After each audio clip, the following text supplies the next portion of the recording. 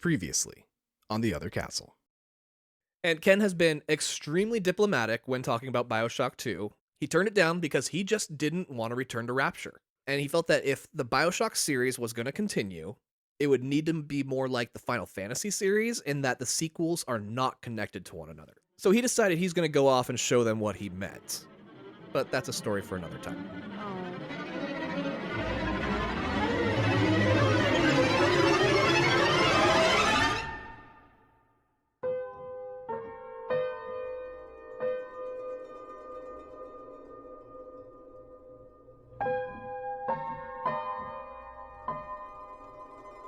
Hello, everyone, and welcome back to The Other Castle. Hello and welcome. Oh, yes. Merry Christmas to you all. Happy holidays. This is a special drop from The Other Castle to you all. Yeah, we miss you.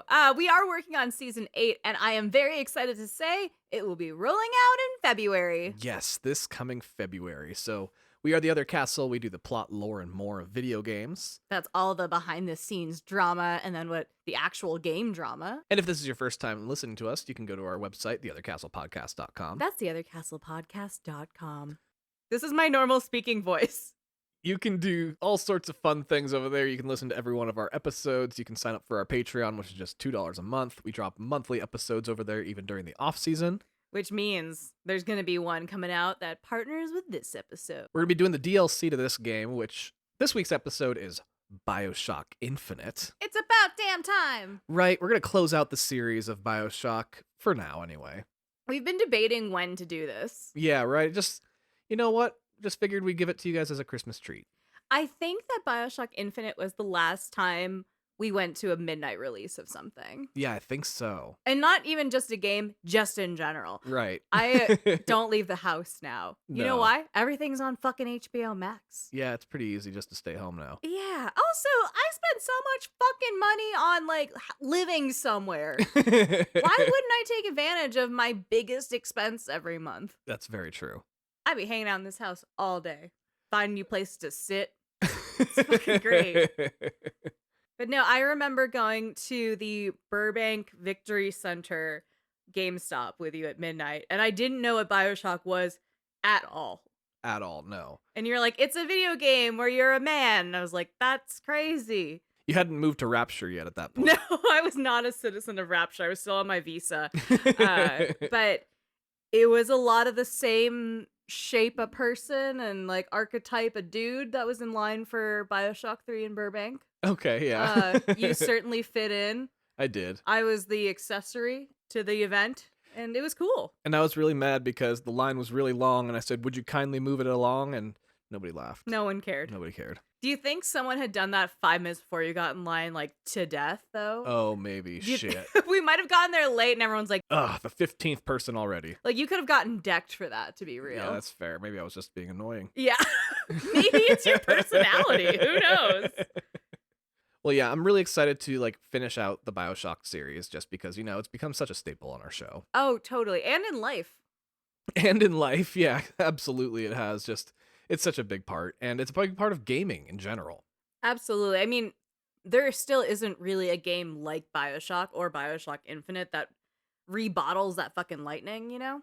Not really, and yet there's so many games that have kind of copied the formula. Yeah, or the aesthetic entirely. Or the aesthetic, yeah. Oh god, is it Steamwork Revolution or Clockwork Revolution? It's something steampunky, and it deals with time and shit and has basically Columbia as the backdrop. It really looks very similar, right? Right. Well, anyway, when we last left off Ken Levine. Last time on Ken Levine. Yeah, he had decided that he was not going to be doing Bioshock 2. Boo. And Ken Levine set out to make his vision for what a Bioshock sequel should look like. So they had concurrent sequel, quote-unquote, projects from the Bioshock world moving. Yeah, they did. That's fascinating. And this is all under Irrational Games, right? Still under Irrational Games, yeah. It's interesting to have nearly competing teams working concurrently for the same boss, you know? Right? It's an interesting method to take. Yeah. And to be real, he even questioned whether or not he should even do another Bioshock game. Because, what more do you have to say? Yeah, that's the reason he didn't want to do Bioshock 2. He felt he had said everything he wanted to say about Bioshock. Or at least Rapture. Or at least Rapture, yeah. You know, when we look at the core components that transfer from Bioshock to Infinite, and then just even what we've seen of Judas, his next coming project, it seems to be structured in the same framework, while the story and setting are very different. Yeah, and that's going to be a theme that's going to kind of resonate throughout this entire story. Oh, okay. Not to jump ahead. Right. So his closest confidants really did encourage him, though, to continue the franchise. Hell yeah. After the launch and success of the first game, Ken Levine found himself in the center of the spotlight, having delivered a groundbreaking and revolutionary experience. And he's part of this very specific class of this like mid to late aughts game directors who started becoming personalities of themselves. Yeah. It's interesting because, you know, obviously in the 80s with Tetris, people aren't following Alexei Pajitnov the way they're following Neil Druckmann because they love The Last of Us. Right, exactly. But this era of that like mid aughts to late aughts, maybe early teens years is when we start getting these personality game directors and like, you know, the Cliffy B's of the world. Yeah, definitely. So he returned to Irrational Games, ready to get started on his next project, and he saw that there were a few faces missing. A handful of developers had decided to go make Bioshock 2, as it came with a nice promotion. Oh, naturally. Yeah. Which, no biggie, as he was being given resources the first game never had anyway. Yeah, totally. Mainly, a significantly larger budget. Oh, doesn't that feel good? Oh yeah, money always feels good, right? It definitely does. So Ken Levine set out to hire a new team of developers to make his next game. The first game capped out around 40 employees, with the majority of development being done by about 20 people. I think that's a fair size team. Yeah. And this new game quickly ballooned to 150 employees. Holy shit. However, one of the people they had lost was the Joey Drew to his Henry Stein. Oh no. On the first game, Ken was free to be the creative, and he didn't have to worry about the details. He just had to turn his work in. Yeah. With this new team, Ken was the only person at the top. And he looked around and went, oh no. Yeah, he had no experience running a team. As we learned with the first team, Ken Levine is a very collaborative creator. Yeah, he'd pitch a lot of stuff and they'd go, damn, that's crazy. And he'd go, really? I thought it was dumb. And then they'd put it in the game and it would be the would you kindly twist. Yeah, exactly, right? Yeah, he likes to spark an idea and then get the team talking and allows all the best ideas to rise to the top. That's cool. And that's what great leadership should do. Mm-hmm. When you're working with about 5 to 10 people at a time, though. With a team of 150, the individual teams are closer to 20. Holy shit. And the development of the game quickly got away from him. Oh no. Everyone was expecting the Ken Levine, genius behind Bioshock. And he's always been very humble and from the very beginning has said, this has all been a team effort. They thought they were getting Andrew Ryan. Yeah. Right? Well, you hear somebody say it was a team effort and you think, oh, you're just being humble and modest, right? Yeah. But Ken Levine was telling the truth. He said, no, for real. I need 8 people to rein my ass in. Yeah. Obviously, we have the game today, and that's because the people who joined were passionate. And they did want to make a great game, and even though it gotten chaotic, they did land on a few central ideas on the game they were going to make. Good. The first idea he had to get everyone on board about was the concept of going in a new direction. Literally. Yeah. To the sky! Levine referred to the term Bioshock not as a specific location or setting, but a concept conjoined by 2 ideas. The exploration of a fantastical setting, and the use of a large number of tools and abilities in creative manners to survive. He said, you guys know this is an anthology, right? Yeah, that's how he wanted it to go. So, step 1, figure out the location. Yeah. And not wanting to repeat styles and themes from the first game, Ken wanted to take the game a bit further back in time. To the early 1900s, just as the Industrial Revolution was beginning, and America was in a rebirth period. He landed on an era historians call American exceptionalism. I hate that already. Yeah, the name is a very healthy idea that America is the greatest country in the world and the leaders in all things technology and intelligence. Oh, it's giving I don't even own a passport. Yeah, Ken Levine felt that that time period was filled with terrible people doing terrible things, Okay, cool. and he wanted to explore There we go. that. I got nervous for a half a second, but okay. There's a lot to be nervous about with this game. Yeah. As a mixed person, this isn't super fun the first playthrough. Right. So we decided that if the first game was New Year's Eve 1959, then this should be set around 4th of July 1912. America. Yeah, very Americana. This gave his designers an era to research and explore. And the wildest thing people kept finding was the idea of flight being the biggest fantasy for people back then. Hmm. Artwork depicting flying buildings, luxury blimps, and other soaring contraptions were like all over the place. I didn't know that was such a big part of the idealism of what the future would be in that era. Being able to fly. Huh. Ken Levine loved the idea of going to the complete opposite of a city underwater. It's gonna be dry as fuck up there. Yeah, he decided a city in the sky would be a great new location for the game. What I think is funny is that kind of the concept is falling into his lap. Like he almost took a pin and or a dart and threw it at the wall and it hit a poster of 1912 fucking July 4th. And they're like, yeah, they love the sky. He's like, it's perfect. Yeah, okay, my idea just worked. Let's go with that. Yeah. Well, the next part, which was the part everyone was most excited to explore, was the philosophy of the game. If the first game was libertarianism taken to its extreme, then what will this new game, codenamed Project Icarus, take on? Oh, I like that.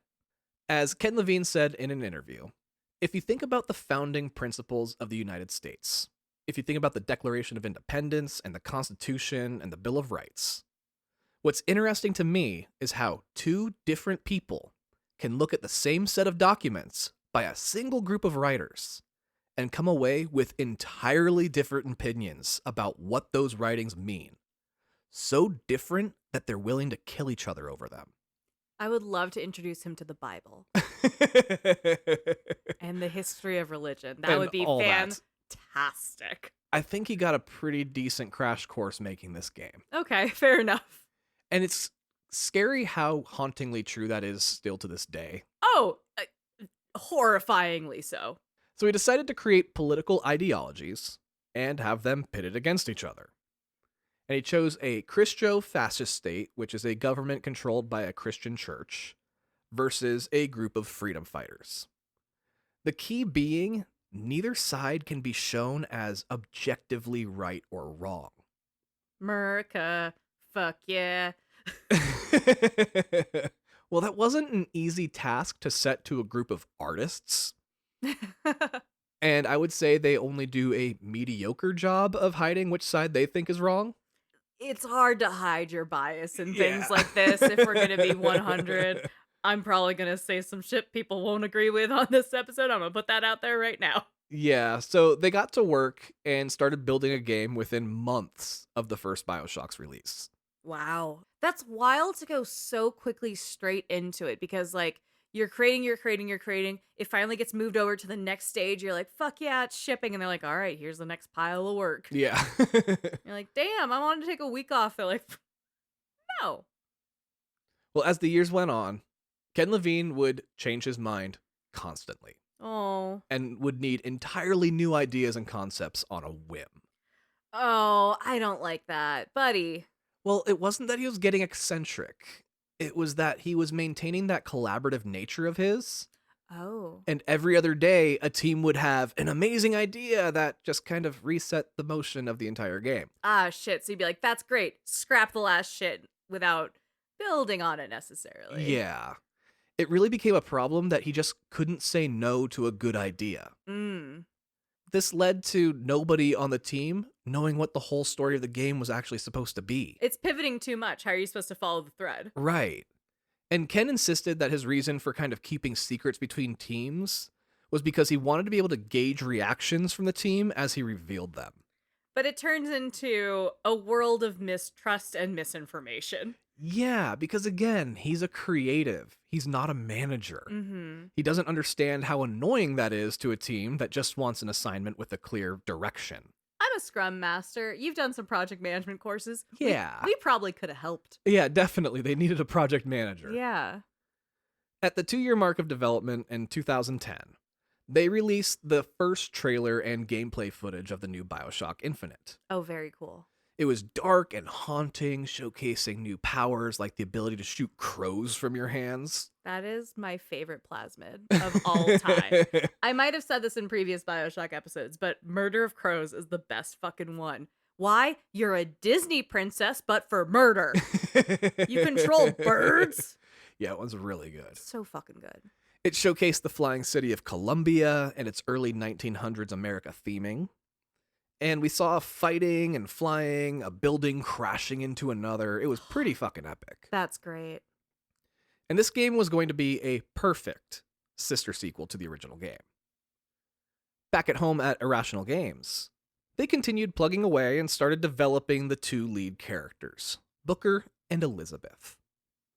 For Booker, they wanted the opposite of Jack from the first game. Mm-hmm. They didn't want a silent protagonist who was just along for the ride. They wanted a talkative person and referenced Nathan Drake as an inspiration for the character. Really? Yeah. I'm triggered. I know, it's kind of ironic, isn't it? Yeah. We'll get into why. But they especially wanted his interactions with Elizabeth. They wanted the same level of dialogue and conversations that the Uncharted series was able to accomplish. In kind of that way that Nathan and Elena, his love interest, have some banter, but also some mutual respect on the battlefield and things like that. Yeah, things like that. I fully see the thread. For Booker, they cast the legendary veteran video game voice actor, Troy Baker, Ah. who ended up in the Uncharted series eventually. As Nathan Drake's older brother. Right. Now, for Elizabeth, they cast Courtney Draper, who had like 4 credits to her professional career. Goodness. None of them in voiceover. Good for you, bitch. That must have been a killer fucking audition. Honestly, because she's fucking fantastic in this game. She is. She does she is wonderful as Elizabeth. And Booker was intended as the playable character, and Elizabeth to be the sidekick. The inspiration for her being none other than Half-Life 2's Alex Vance. Oh. But again, Alex had to carry that whole game because 27-year-old Dr. Gordon Freeman is a silent hero. You know what? He's got a lot on his mind. Like you. Like me. I haven't thought about him in a while. I thought he might have ghosted me. Oh, I'm so sorry. But I mean, he's not chatty, so who can ever tell if he's ghosting? And he did meet Alex Vance, so. I get it. I ain't shit compared to her. I fully respect that. I know my place. That's fine. Well, unlike Dr. Gordon Freeman, Booker talks a lot. He does. I like his performance a lot. And now that I'm thinking about it, aesthetically, his outfit does look a little Nathan Drake-y. A little bit, yeah. It's a very kind of that turn of the century kind of Brendan Fraser in the Mummy outfit. Mm-hmm. Like, it's an adventurer outfit, certainly. Very much an adventurer outfit. Yeah. Whereas Nathan Drake and his performer, Nolan North, inject a lot of kind of fun and humor and levity and silliness to it. Troy Baker has none of that. There's no silliness to this fucking portrayal at all. No, he's not a funny character. No. Well, they needed a character that could be even more interactive than Alex Vance because of the fact that Booker talks as well. Yeah, and he's throwing sass, so like you got to be there to catch it. Yeah. After the trailer had dropped, the audience had a really warm reception to Elizabeth. And Ken Levine put pressure on the team to make her AI the best that's ever been seen in gaming. Not as good as Alex Vance. Better. Damn. They had to develop a team called the Liz Squad. Oh, she got her own fucking angels like she's Charlie? Yeah, she had an entire team dedicated just to her. So they could focus on inventing brand new technology just for this interactable character. There's something about Troy Baker games in 2013-14 where he really acts as a pedestal for great female performances. Right? Of his sidekicks who are brunettes, you know? Fully. Not to make it too Last of Us heavy, but like he really did something in this era where he was like, whatever woman I am cast against is gonna fucking shine. Right. But absolutely, I mean, when I think back to Infinite, I don't think of my relationship with Booker. I think of my relationship with Elizabeth. Right? Fully. So this even included adding interactable elements and moments through every single map of the game. That's cool. So things are very specific to where you are and where you're at in the story. Yeah, and she'll like call out something to talk to Booker about, you know? Honestly, the technology that gets invented for Elizabeth is outrageous, Yeah. and we'll actually get into more of it later in the episode. Internally, they had a release date of holiday 2011 for the game in mind, but with the Liz Squad and Ken Levine changing entire levels at the drop of a hat, including briefly considering cutting Elizabeth entirely due to the difficulty in programming her, Oh, shit. they realized that date wasn't happening, and they pushed it back and landed on October of 2012. Okay. The next trailer came out, and it showed all new footage of the game and announced the release date. The footage looked a lot different from the first trailer, but mostly the same elements. And by the final game standards does represent the final game at least, as the original trailer does not at all. But time kept creeping forward, and Ken Levine's inability to lead a team was becoming more and more apparent. Oh, buddy, the seams are starting to show. Yeah, there was no way they were going to hit that date. So they pushed it back again and hired a new boss. Now, they didn't fire Ken Levine. They just brought in a guy that is known in the industry as a man who can finish a game. Like Star Magic Johnson, the sequel doctor? Yeah, exactly. Oh, shit. His name is Rod Ferguson, and they poached him from Epic Games to come finish out Bioshock Infinite. His name's Rod? Yes, his name's Rod. Rod, being old school, implemented immediate crunch and set a hard release date of February 26, 2013. This is coming out whether you motherfuckers are ready or not, so get to your goddamn keyboards. Yeah, which, even with him holding the whip, they had to push back one more time to March 26, 2013. Damn. When it did ultimately release. The game rests at a 94 on Metacritic Hell yeah. and is the third highest rated game of 2013, only being beaten by GTA 5 and The Last of Us Part 1. It was a good year for Troy Baker. It was a great year for Troy Baker. All the women he worked with, fucking shining. With such stiff competition, it didn't win any major Game of the Year awards. Oh, everything was so split, and I mean, it's been 10 years. We're still playing all three of these games. Yeah, seriously, right? But it was nominated and received high praise nonetheless. Good. Some consider it as classic of a game as the original. Some think it's just another decent entry in the franchise. And some really didn't care for it at all. I go back and forth. Right? There are some things that I feel are unforgivable and some things that really still feel better almost than the first one. At the end of the day, it has sold over 11 million copies. Hell yeah. And often finds itself landing in many must-play lists over 10 years after its release. What the fuck was in the water in 2013? You know, same thing that was in the water in 2023. I'll tell you what, this has been an incredible year for gaming. I am so far behind. That's valid. I'm catching up to all my 2013 games. Yeah, right? Still. I'm a decade behind. Well, let's close out the franchise, at least for now, Goombas. Happy holidays. This is our gift to you. This is Bioshock Infinite. The game opens on a black screen. We hear the voice of a woman say, "Booker, are you afraid of God?" Bad first date question. Then a man, presumably Booker, says, "No, but I'm afraid of you." Great first date answer. We next see a quote that reads, "The mind of the subject will desperately struggle to create memories where none exist." As quoted in the publication, Barriers to Transdimensional Travel by R. Lutece, 1889. Now, we are not in 1889, fortunately. The year is 1912, and our location is off the coast of Maine. The game begins, and we find ourselves in a rowboat, out in the middle of the stormy and foggy ocean. Ew. You are Booker DeWitt. You're a passenger in this rowboat, as there is a man paddling the boat, and he's arguing with a woman who is also on the boat. They're both wearing yellow raincoats while you are just wearing your normal clothes, that adventurer clothes we were talking about, soaking wet in the middle of the sea. The two are arguing over whether or not some experiment succeeded, as the woman passes you a small wooden box. Inside the box, we see a gun, a picture of a golden angelic statue, some symbols, a big silver key, the coordinates for New York City, some loose change, and a picture of a young woman. You take the gun, then check out the picture of the woman. On the back of the picture is a note saying, "Bring to New York unharmed." The two other people in the boat are saying some confusing things. For example, the woman asks the man why he didn't ask you for help rowing, seeing as this is your mission. And the man says, because he doesn't row. And the woman says, what do you mean he doesn't row? And the man responds, it's not that he doesn't row, it's that he doesn't row.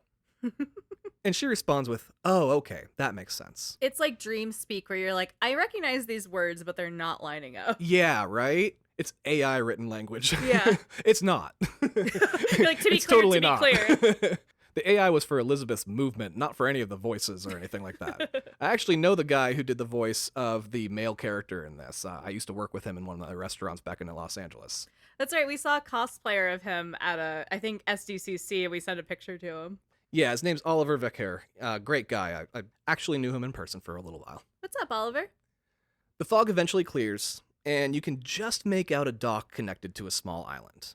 Here's where we'll take our first Bioshot, as this island also has a lighthouse on it. Do not take a fucking Bioshock. Are you serious? Okay, so our show accidentally developed a drinking game where whenever a game is referential to Bioshock, we take a Bioshot.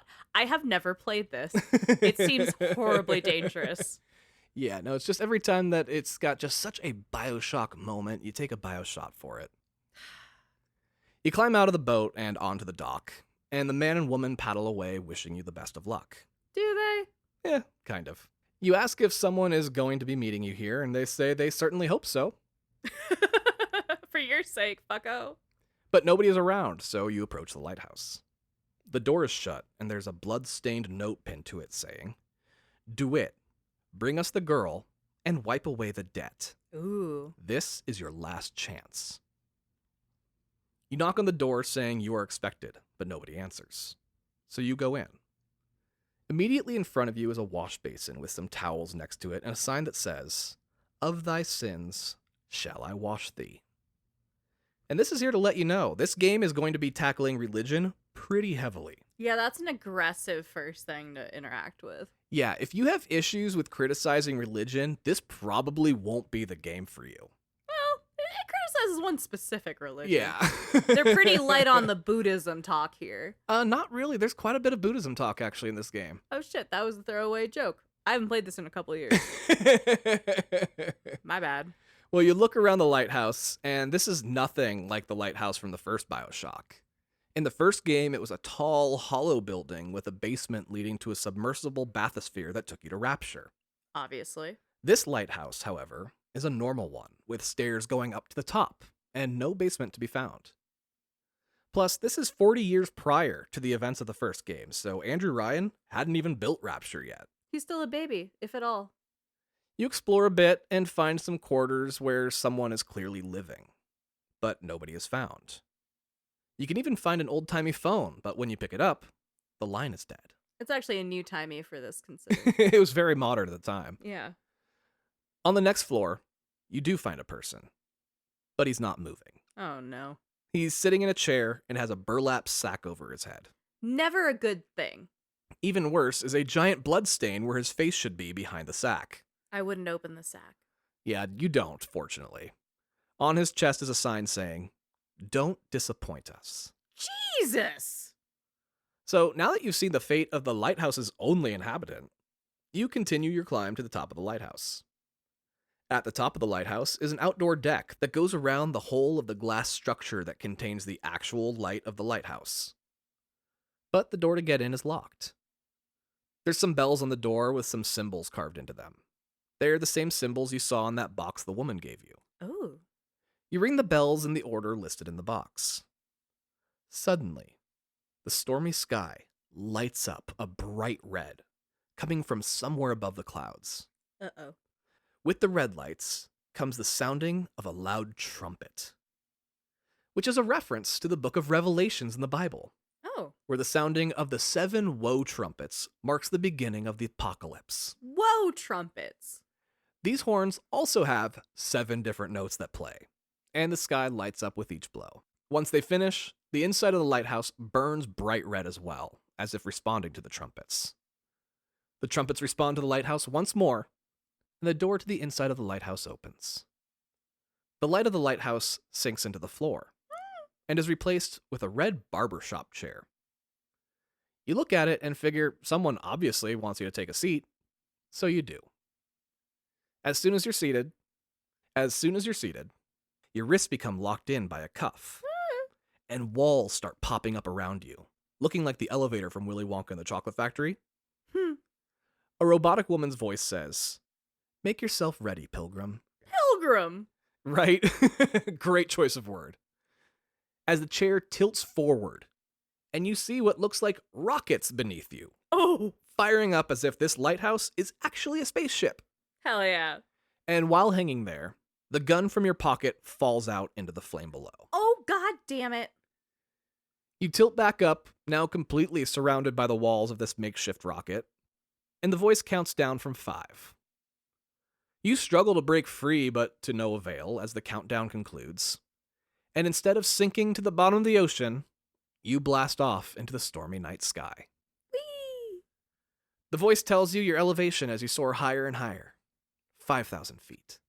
10,000 feet. 15,000 feet. Then you break through the storm clouds, and light blinds you through the single window in front of you as you do. As you regain your vision, the voice says, "Hallelujah." And we get our next Bioshot as this game's location, Columbia, is revealed to you for the first time. Oh, it's so fun. In the distance, we can see a full-scale city, high above the clouds, with skyscrapers and suspension bridges. The giant whale moment of this game is taken on by a flying zeppelin moving between sections of the city. That's so cool. We can also see a giant, golden, angelic statue. The one in the picture from the box we got earlier. Only now we can see the true scale of it.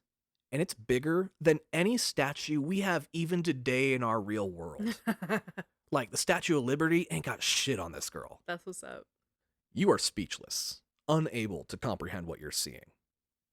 Some gentle piano music begins to play as the ship you're in begins to descend toward the city, and you hear a parachute open, floating you down. On the side of one of the buildings, we see a poster that takes up the whole side with a picture of an elderly white man with long white hair and a full white beard. Jesus? No, No. you said beard. Beard. Santa. Happy holidays, everyone. Also, that's the second time you've mistaken Santa Claus for a character on this show. What do you mean? In Hades. You thought Hades was Santa Claus. Was it not Santa? It was not Santa, no. What the fuck? We need to do more Santa games. The words on the poster read, "Father Comstock, our prophet." Oh, I thought it was Nicholas. Damn it. When you touch down, you land in an elevator shaft and are slowly taken down inside a building. As you come to a stop, you see a huge stained glass window with Father Comstock pointing to a city in the sky, surrounded by desperate-looking people, with the words, "And the prophet shall lead the people to the new Eden," in reference to the Garden of Eden in the Bible's origin of life theory. I don't know. I heard there's snakes there. No, that was our apartment in North Hollywood. God damn it. We did live in a snake-infested apartment. That was no Garden of Eden. No, it was no ho. The door to your ship opens and your restraints retract, and you can get out and walk around. For some reason, the whole place is ankle deep in water, and there are angelic voices singing hymns through the stone building that is clearly a shrine to Father Comstock. You get another Bioshot moment as we come up to the giant stone bust of Father Comstock. Over him a sign says, "The seat of the prophet shall sit the throne, and drown in flame the mountains of man." You find a man all in white robes and ask him where you are, and he says, "Heaven," or at least the closest we can get until the judgment. Oh my god. You're like, cool, so this is a religious place. There's some stairs heading down that you find, and when you descend them, you see a giant hall filled with floating candles in the ankle-deep water. Oh, is it so pretty? You can see pairs of statues of angels holding their arms in an arc over the pathway you're on. Writer Drew Holmes says the act of walking through a candle-lined water trough in a Columbia church is visually similar to swimming through the flaming wreckage of the plane to reach the lighthouse in the first game. Oh, I like that. You can hear a preacher in the distance saying some preacher shit about sacrifice and baptism. He's talking about the prophet and how he defeated the heathens at Wounded Knee, discovered the mysteries of making a flying city, then delivered the people to it. Now, the next part is very offensive, I'm sorry everyone, because the prophet next thankfully drove out the Vipers of the Orient during the Boxer Rebellion. Fuck you. Then he lost his loving wife at the hands of the dreaded Vox Populi. Good. Honestly, good. Already hate this guy. And Vox Populi is Latin for voice of the people. It's often used for like zines and things too, and underground movements still use that term. Yeah, definitely. You approach the preacher, who is surrounded by worshippers. He asks if you came from the Sodom below, and if you are ready to be cleansed in the baptismal waters of Columbia. I like that Maine is Sodom. Right. Once again, he came off the coast of Maine where there's just a bunch of sweet dudes in sweaters getting lobster. Yeah, right? You say you just want into the city. He tells you the only way in is through baptism, as this is the new Eden and you can't enter without a clean soul. And you're like, whatever, it's just some water, and go along with the charade. Now, a normal baptism, at least in the Catholic Church, you say, I baptize you in the name of the Father, Son, and Holy Spirit. I was baptized as a baby in a Presbyterian church, which I think was a water gun ceremony. They're real chill. It was a real laid back Presbyterian vibe. Nice. Well, this blasphemous bastard baptizes you in the name of the prophet, the name of our founders, and then finally, in the name of the Lord. In that order. That's such a fucking power move. He dunks you under the water and pulls you out. He says, I don't know. He doesn't look clean yet. Oh my god. Then he dunks you and holds you under until the screen goes black and you pass out. End of the game. It's amazing it showed up on so many Game of the Years lists. It's the Far Cry fake out. Right. Well, in the blackness, you hear the pounding of a door. You wake up in a black and white world. You're asleep at a desk, and there's racing forms with losing bets strewn across it. He lost all his money on the ponies? Yeah, literally on the ponies. Oh, that's embarrassing. And there's also a bunch of liquor bottles and a gun. Things aren't going great for you in life. The person pounding on the door continues to pound, yelling, We told you to it. Bring us the girl and wipe away the debt. From the ponies. These are bookies. Yeah. They're horse bookies. The door to your place has a big frosted glass window. And while we can't see the person knocking, we can see that it says Booker DeWitt, investigations into matters both public and private. So yeah, you're clearly a private eye with a gambling problem. And someone has hired/blackmailed you to find some girl. Well, all the pony money. When you open the door, we don't see a hallway or a person on the other side. You see the city of New York at night, and it's completely under siege. Oh shit. There's explosions and smoke covering the city, and we can see zeppelins flying over it, raining fire down on the people below. High above, we can see the silhouette of the Golden Angel statue looming over New York. Like Godzilla. Yeah, upon a giant floating section of Columbia. A fireball shoots directly at you, and it causes you to wake up, back in Columbia, Ah. laying in a puddle of water. He drowned you and left you there. Yeah. 3 statues tower over you. One of Ben Franklin, Thomas Jefferson, and George Washington.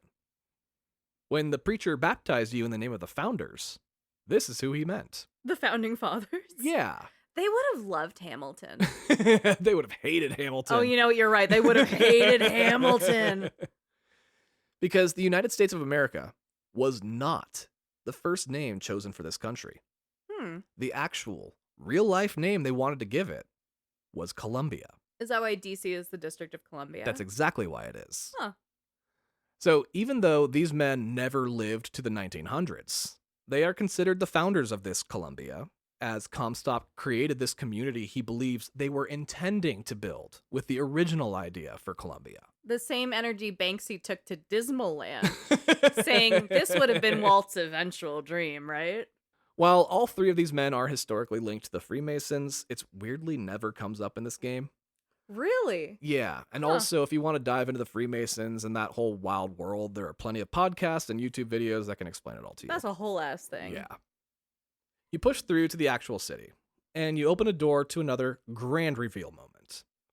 In the sky are moving buildings and flying ships. The platform you're on docks with another section of the city, and in the near distance, we see a large statue of Comstock himself. Columbia fucking loves statues. First order, get all the doctors up to Columbia. Second order, sculptors. Yeah, so many sculptors. They have so much work for them. From some brilliant environmental storytelling, which I guess deserves a Bioshock as it's a staple of the series. Right, and just gaming now. Yeah. We learned that Comstock had what everyone considered a miracle child. Oh, a rainbow baby. Yeah, as he was under the impression he couldn't have children with his wife. I assumed my dick didn't work. No, he assumed his wife didn't work. Oh, yeah. There's going to be some misogyny up in this bitch. There's gonna be a lot of it, actually, yeah. He made a prophecy that his daughter would lead the Sodom below into righteousness, which is that saying we read before about bringing fire down on the mountains of man. Oh, God.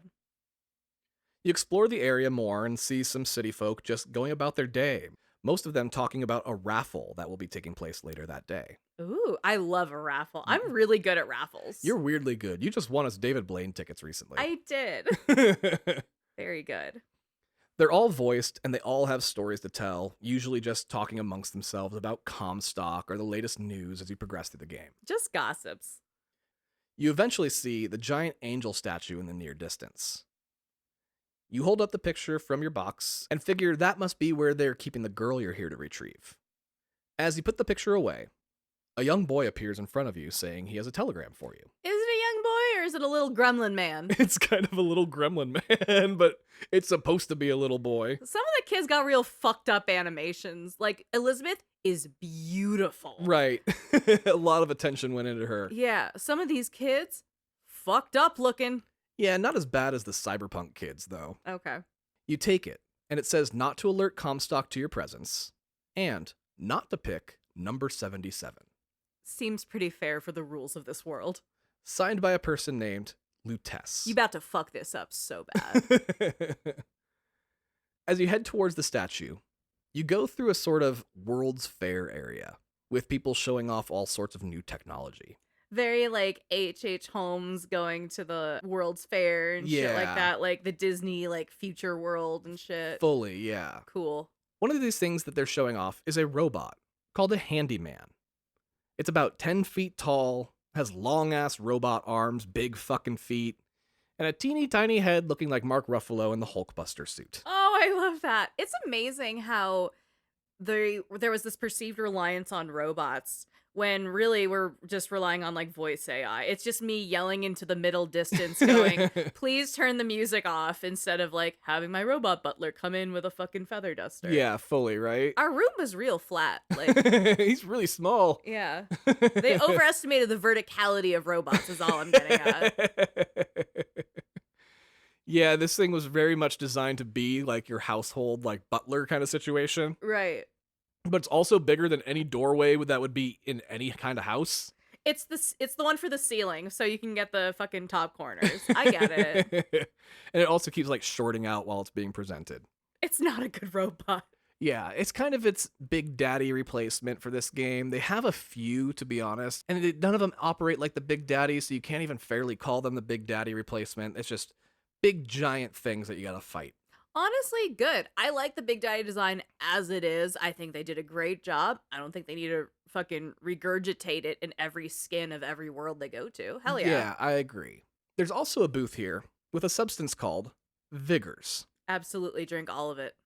Now, take another Bioshock because these Vigors act as the plasmid for this game. I like that it's clear that there's some parallels between the world of Rapture and this world, and the substances that we're laying down for the inevitable rise of Rapture. but it's just a little different. Yeah, just tiny bits. Except here, you don't have to inject it into your bloodstream. You just drink it. Good. Honestly, that was so fucking gross in the Yeah. first Bioshock. And Jack is just like, I'm here, let's go. Yes, he's being hypnotized, but he does immediately stick a loose needle he found in a rotting underwater cavern into his body. Right. I cover my drink when I go to the bathroom. Like, this is a different world. Fully. Also, you don't use Eve to recharge it. Instead, you use Vigor salts. There's no Adam and Eve, it's just salt. Yeah. That's so American. Just add salt to it. We love salt. Yeah, and it's honestly all the exact same thing, just a different name. The first one you get is called Possession. I love this. Yeah, and it allows you to take control of machines like turrets and vending machines. And yes, have another Bioshock because this game also uses vending machines as its shopkeepers. I love that. Yeah, they're different in this game, having an animatronic acting as the actual shopkeeper, Because they love vertical robots. and his name is Dollar Bill. I like that a lot. And he's once again being voiced by Ken Levine himself. I don't think I knew that this robot had a name. I appreciate that it's Dollar Bill. That's cute. That's enough of a pun for me. I'm happy. Well, there's a dollar bill vending machine nearby, so you use it, and he opens a door to the next section for you. The machine does? The machine does, yeah. What a gentleman. Beyond it is the man and woman from the rowboat earlier. Somehow, they're here in Colombia. They get around. The man is wearing a chalkboard on his chest, and it's divided into two sections, heads and tails.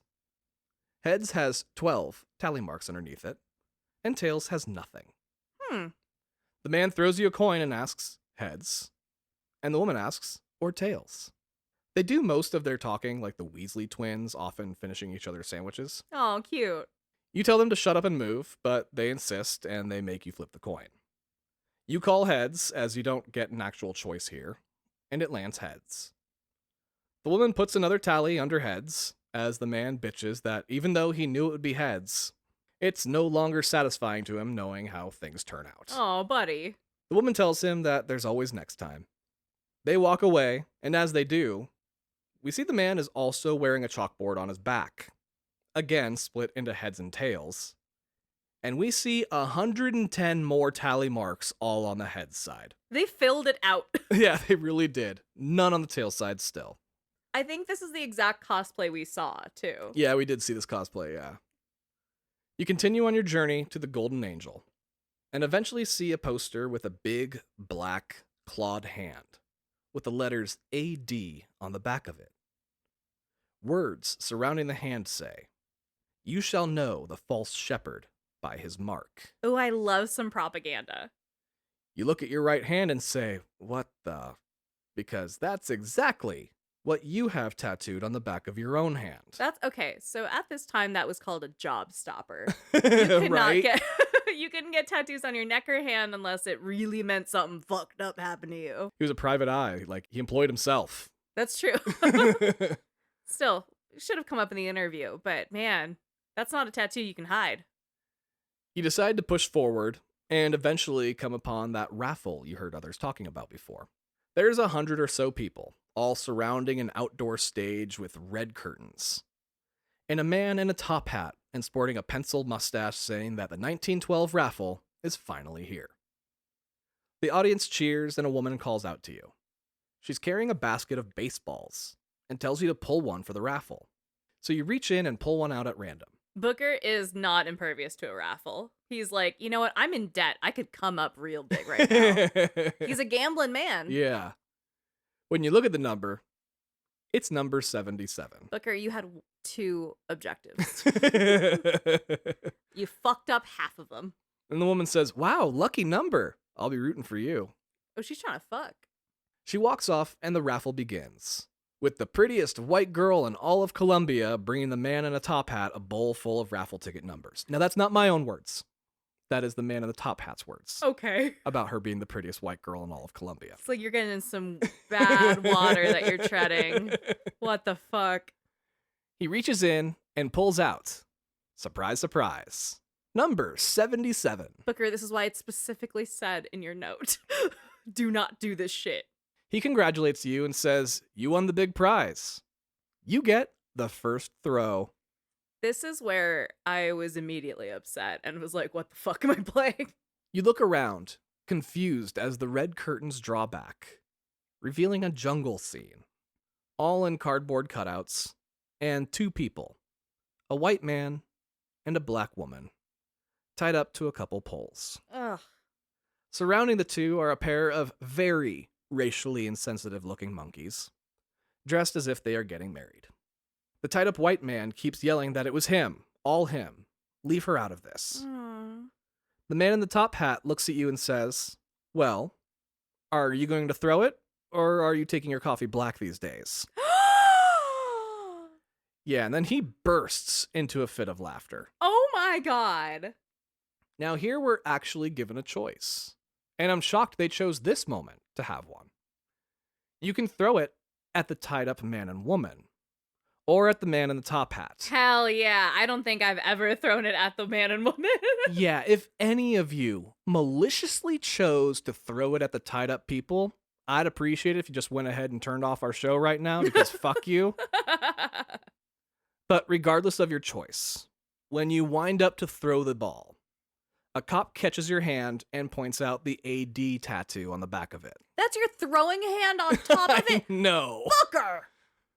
Everyone in the crowd turns their attention on you, as you are the false shepherd the prophet warned about. Hey, we're trying to have a wholesome anti-interracial event. And you're coming in with your tattoo showing? Fuck you.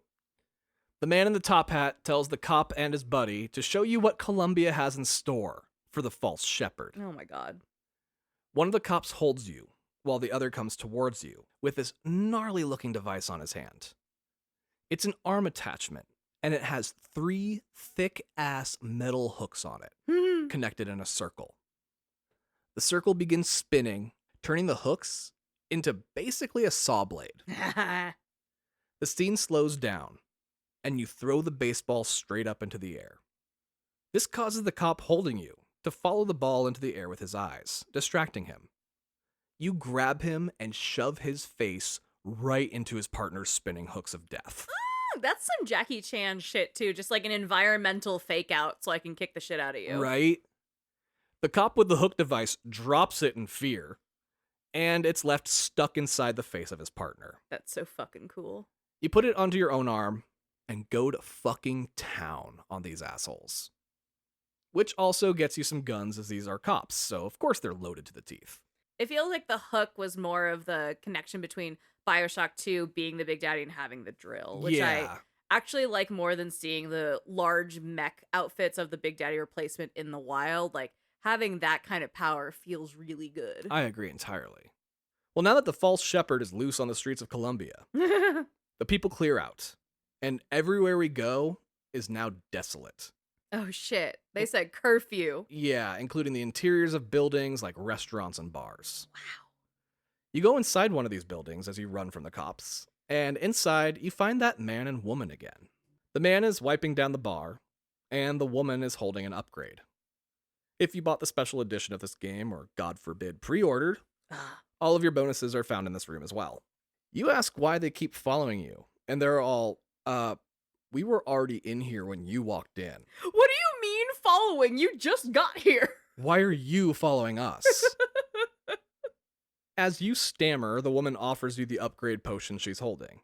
You take it and upgrade your vigors. She says she's surprised. Her partner says, surprised that he took it? She says, surprised it didn't kill him. She said that was a real 50-50. You leave the bar and head back outside. You find a flying barge that is used to transport people between floating structures. But the barge to the statue is not in service at this time, and you are told to take the skyline in order to get there. You look up, and you can see these railings that extend up into the sky and out and all around the city. You probably noticed them a few times before now, as sometimes they'll be carrying a big shipping container. They were featured very heavily in a lot of the lead-up marketing. All the trailers, had these. The device on your arm, which is called a skyhook, activates when you approach the skyline. Let's go, hooker! Hooker to wit, let's go. And you jump up and catch the railing with one of the hooks. This sends you tearing ass down the railing like the scariest roller coaster in history. You realize there must be magnets in this thing, because you can leap off it and onto unsuspecting victims, and then jump right back onto it. Hell yeah, that's cool. There's some leaps that look impossible, but the skyhook pulls you to it whenever you're nearby. You eventually enter a building that has a big window, and outside of it, you see a projection of Father Comstock, floating in the air on the side of a Zeppelin. He says he's looked into your history. He knows about Wounded Knee, the Pinkertons, what happened with someone named Anna, the drinking, the gambling, and now you're here to take his daughter just to erase your debt? You're despicable. Okay, off the bat, that he's not wrong. Yeah. God damn it, Booker. You deal in blood, as he deals in prophecies. When it comes to you, everything ends in blood. Just like you will. He kind of lost me at prophecies, but yeah, he gets you on his side and then just completely drops you, right? had me in the first half, I'm not gonna lie. You tell him to fuck off, basically, and continue toward the statue. He tries to stop you by ramming his Zeppelin into the building you're inside. And you use that moment to jump on board, intending to kill everyone there so you can steal it and take it to the statue. Which you do. Yeah. When you make it to the control room, there's a nun inside, who you can't really interact with. So you go to the controls when one of those small transport barges flies up in front of your window. And Comstock is on it speaking into a microphone at you. Personally. He says that the Lord forgives everything. But he's a prophet, so he doesn't have to. But I don't give a fuck. To which you hear the nun behind you say, Amen, as she sets herself and the entire Zeppelin on fire. Oh my god, I do not remember this happening. Fucking zealots, right? Yeah. You run through the ship and finally leap out of it into the open air. Fortunately, the magnetic pull of your skyhook guides you towards a sky rail, and you connect to it and make it to Monument Island where the statue is located. As you enter the statue, you find a device called the Specimen Location Tracker. This is tracking what room inside the statue the girl is currently in.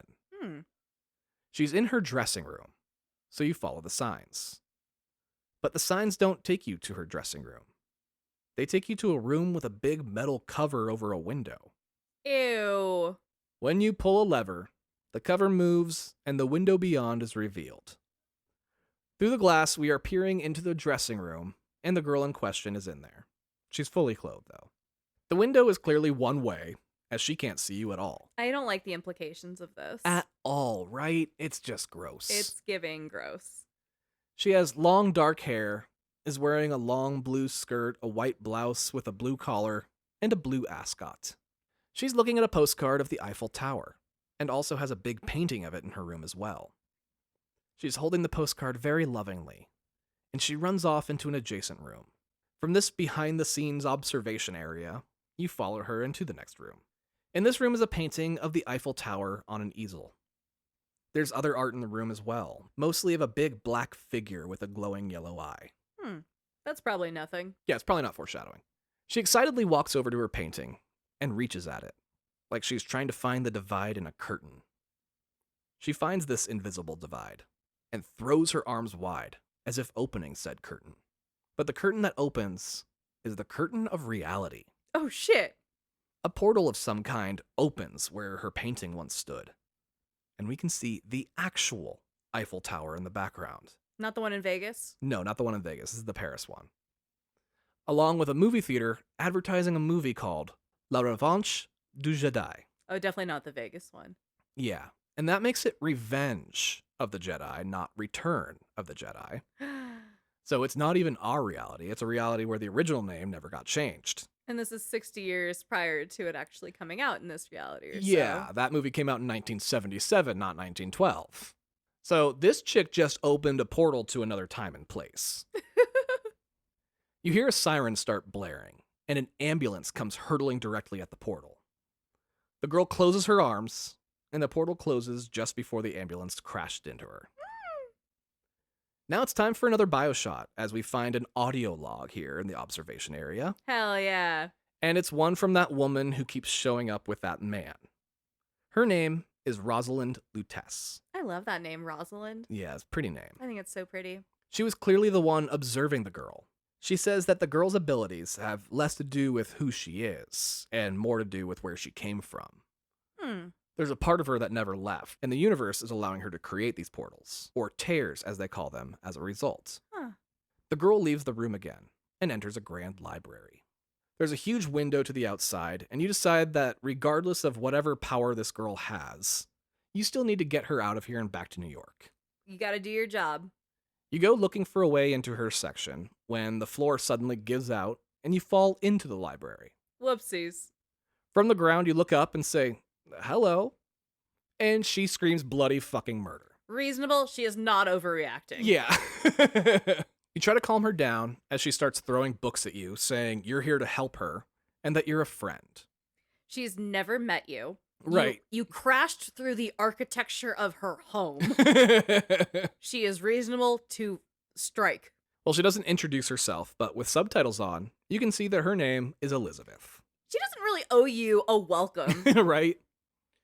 As you try to explain that you're here to help her escape, a bronze statue of Comstock in the corner starts playing music like an old pipe organ. Oh no. This terrifies Elizabeth, and she says that you need to hide. He's coming. Dun dun dun. Pronoun game. Oh, we're going to play the pronoun game here for a little bit. You ask who he is, and we hear and feel a loud thump from above, and Elizabeth yells at whatever is making the noise. And she says, "I'm getting dressed, please be patient." Well, he starts screeching and making metallic, terrifying sounds. She tells you to hide, and you say, "Why don't we just escape?" Oh my god, listen to her. She says she's been here her whole life. She's tried. There is no escape. You offer her the key you had in that box from the start of the game, and she immediately knows which door to try it on. Hell yeah. And it works. So the two of you take off out of there with him screeching behind you as you do. You chase after her through the tunnels of the statue, and she explains that his job is to make sure she never leaves. He is just wrecking this statue, Oh no. and you keep getting knocked to the ground by whatever force it's using to shake the entire structure. At one point, you fall and look up to see 3 giant claws tear through the pure metal wall, Just claws through a wall is so gnarly. which makes you jump to your feet and continue running. Yeah. You tell her to hit the call button on an elevator up ahead, and she's like, "What's an elevator?" Oh no, you sweet angel. Which, in case of fire, use the stairs, but whatever. It's 1912. They're not really everywhere like they are now. Yeah. As you wait for the elevator, Elizabeth sees one of the observation windows into her chambers. She had no idea people were watching her this whole time. She is having the most stressful 10 minutes of her life. Fully. And she starts freaking out, going, "Okay, what's going on? What's so special about her, and why have they kept her locked up here her entire life?" How old is she? How long has this life been? 19 years. Okay. You say that doesn't matter, because you're here to get her the fuck out. Hell yeah. We next see his claws tear open the elevator door. There's a giant black being on the other side with a huge glowing yellow eye, and it peers in at you while grasping at Elizabeth. Fortunately, the elevator finally arrives, and it crashes down on the creature's head, revealing the much safer stairs beyond. Hell yeah. Stairs. You climb them and come to a door to the outside. It's windy and cloudy, and you can hardly see anything, but you tell Elizabeth to keep climbing to the top of the statue. As you do, you see a gigantic black mass flying in and out of view out in the open air. At the top of the statue, you feel a crash, and you watch Elizabeth get tossed off. You dive for her, grabbing her hand while you both free fall. Then your skyhook powers on, and you manage to land on a sky rail, carrying you both to safety. That was a lucky break. Oh, so lucky, right? As you turn around, you watch the statue crumble into pieces and fall to the earth below.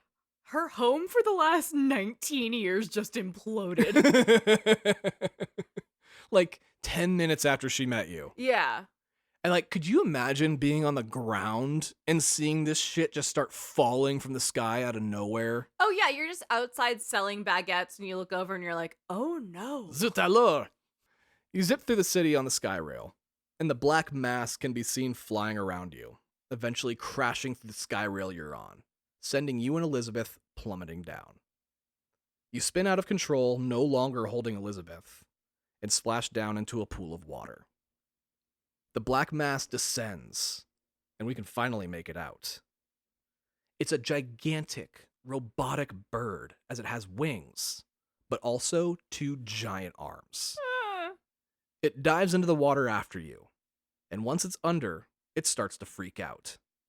And we can see its glass, yellow eye start to crack. So it leaves the water, and you pass out once more. Which, you keep passing out in water. In, like, still water. That's a terrible place to not be conscious. Worst place to pass out. You wake up in your office again, and the door pounding and the voice telling you to bring us the girl to erase the debt. Elizabeth is in the room with you this time, and she is repeating, "Bring us the girl and erase the debt," to herself.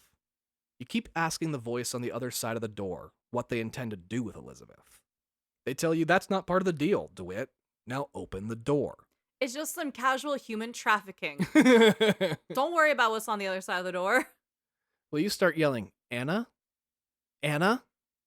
And then you open the door, which brings you back to reality. Oh, Anna. While you come to, you keep repeating the name Anna as your vision returns. But you see Elizabeth standing over you saying, she's not Anna, she's Elizabeth. She rouses you back to your feet, and you can see that she's wearing a sewing thimble on her right pinky finger. Like as an accessory? As like an accessory, yeah. She says that she can hear music, and she takes off excitedly towards it. She has never been outside before. This is Ever. Bubble Boy. Yeah, right? You get up and look around to find you're on a makeshift beach with water lapping in the sand. Oh. People are sunbathing in very modest attire. Like those stripey bathing suits. Yeah. I love that old-timey aesthetic. Hell yeah. You can't find Elizabeth and keep asking people if they saw her, saying, "I'm looking for a young girl." Which is not a good icebreaker. Right, and like, she's 19, which is young, but the way he's asking sounds really creepy. I'm looking for a young lady. No, Booker, no. Well, it's not as creepy as the guy who responds, "Who isn't, am I right?" Ah, all men are men. As you look for her, you see an advertisement for a museum attraction. It's Comstock's personal airship, called the First Lady, and when it's docked, people can tour it. It's a little creepy when people name planes and boats after women, right? I think they're all inherently female, actually. Why? Yeah, I don't know why that is, but yeah, I think all boats are inherently female. My car's name is Cowbear. They are a non-gendered entity. And there's a little crow that lives inside of it. This is 1912. Non-gendered entities weren't a popular thing yet. Oh, they weren't. Yeah, they weren't really in the zeitgeist, I Yeah. suppose, at this floating city. In the Christo-fascist state. You're allowed to remind me this is a video game. If I get too spun up. Like, I don't do well with fantasy. No, you don't. No, like, I see a dragon, my mind goes blank. I'm like, I'm out. You've been playing Baldur's Gate, and like, we're not going to do it for the show because it's D&D. It's too much, yeah. It's too much. There's too many threads. But I walk by and I'm like, that don't make sense. I know it covers horror and other things, but they're usually rooted in like metaphor. What's the metaphor for dragon? Shit is difficult? I can't. So I need you to bring me down to reality sometimes. Remind me, we are literally discussing ridiculous fiction. So back in this flying city. Yeah, thank you. You Need you to ground me by reminding me we're in the sky. decide that the First Lady is going to be your ticket out of here once you find Elizabeth.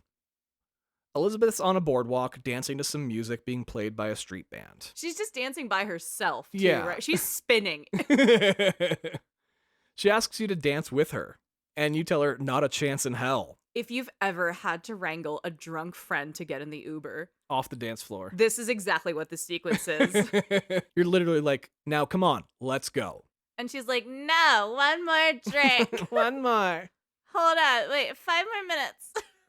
I can make these jokes because I have fully been that friend. You have. I know the voice came a little too natural, but I've fully been like, no, I'm in a vibe. And my friends are like, it's 3 a.m. We're gonna kill you. Yeah, and Elizabeth doesn't want to go with you. She just wants to dance. When you're 19, I get it. But you see the First Lady airship flying by and see that it's about to dock. You ask Elizabeth if she wants to go to Paris. And she says very excitedly that of course she does. You've known me for 15 minutes. I like 2 things, dancing and Paris. You point at the First Lady and tell her that it's going to Paris on its next trip.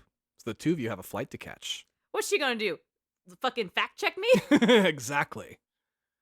Elizabeth is the very definition of born sexy yesterday, Mm-hmm. which is a critique in media for when a character is an attractive adult man or woman who, for one reason or another, is brand new to the world and is Right. therefore needing to be taught the most basic things in life. But anyway, now that you've lied to Elizabeth about the airship, Great way to start this relationship. the two of you run off to catch it and go to the museum where it's docked. On your way, Elizabeth looks at you and says, "You don't look so great," and she'll look for some health packs for you. You look like shit, dude. Well, this begins her real use to you in the game, and the inspiration for so many games to come. Mm-hmm. So many Troy Baker games. Yeah, right? Yeah, she's your teen sidekick who helps you in battle. Prior to this, I know we talked about Bioshock 2 more or less starting this trend with Alpha and Eleanor, Mm-hmm. but like we wouldn't have the Joel and Ellie or Kratos and Boy without Booker and Elizabeth. I appreciate that you're looping Kratos and Boy into this. Like, he fully has a name, but the only name we will recognize is what Kratos calls him. Right, his name's Boy. Boy. And yeah, we talked about earlier how they had to invent new technology for Elizabeth, and it was a major reason for some of these delays that the game faced. Yeah. Because if Elizabeth didn't work as a sidekick, this game didn't work at all. Because she's part of your resource management. Yeah. And Elizabeth isn't a fighting sidekick like we see in these future games. Mm-hmm. She's here to lend an assist when the going gets tough, as she'll throw you ammo, health, and salts when you're running low. And many times she'll save your ass just at the right time. She is the equivalent of a barback. She's like, I'm here to help keep your shit up to like par of what you need to do your job. Yeah. And if you die in battle, she'll drag your body to a safe location and revive you. And this replaces the Vita chambers from the first 2 games. Also, the sidekick technology is not the only advancement that was made as a result of Elizabeth. Now, I think these are done in the Unreal Engine, right? So they didn't build an engine ground up for these. They just kind of modded things to be specific to the gameplay. They used Unreal Engine 3, and they did add their own mods to it, yeah. Okay, so they had to do a lot of like precision, but it's not like they had to take the undertaking of building a fucking entire engine ground up. They didn't have to. Yeah. Not saying nobody did. Okay. Because, you know, like Rockstar uses the Rage engine, the Rockstar Action Games engine, I think is what Right. the acronym is. And that's why Grand Theft Auto takes 10 years to build, because they are literally tweaking the foundation of everything going along. Relatively, in comparison, the Bioshock games are coming out pretty quickly back to back. Yeah. With the exception of the alleged 4, obviously. So that's also why it's so impressive, is that they're taking kind of a stock build and customizing it to create these very specific use cases in game.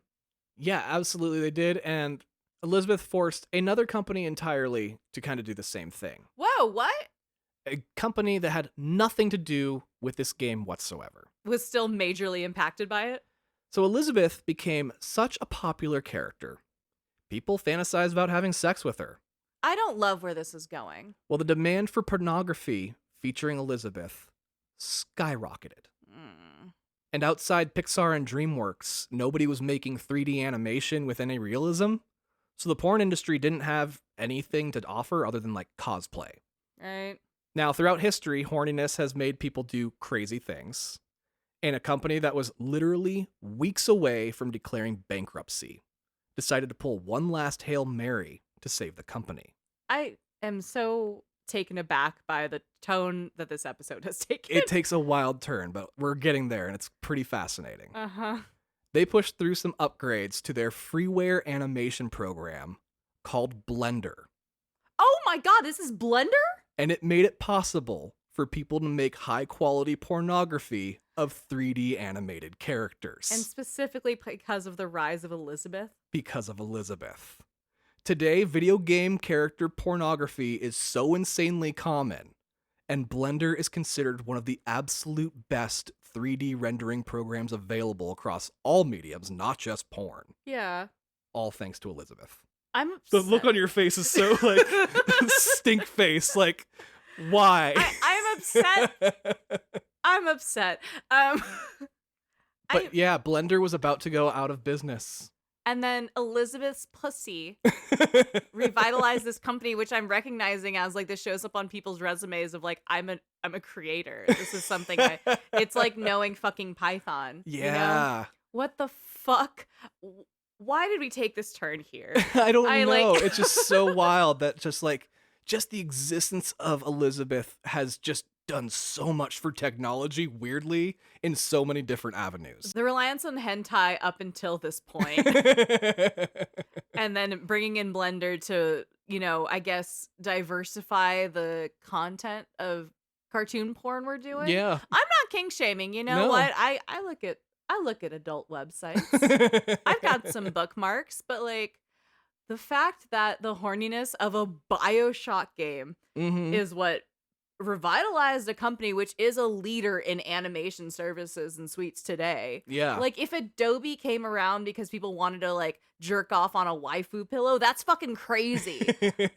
You want to hear what's the craziest? Is who would you say is the #1 top searched for video game character now? Diva from Overwatch. It's not actually. Really? I feel like I've seen so much. I don't want to reveal too much about myself. I don't look at Overwatch porn.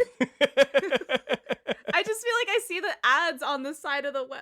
I feel vulnerable. Okay, I'm sorry. This I'm not trying to episode put you is on the taking a place or anything turn. like that. Not putting you on the spot, but no. Actually, Diva's like number 3 or 4. Okay. #1 is Chun-Li, not from Street Fighter, Oh? from Fortnite. I'm sorry, what the fuck? Is she hotter in Fortnite? I guess I don't know, but I think it's Pull just up that the it's side more. by side. I think it's more relevant, and people search for Chun-Li from Fortnite more than they search for Chun-Li from Street Fighter. The kids aren't alright. Just as an older gamer, like that's upsetting.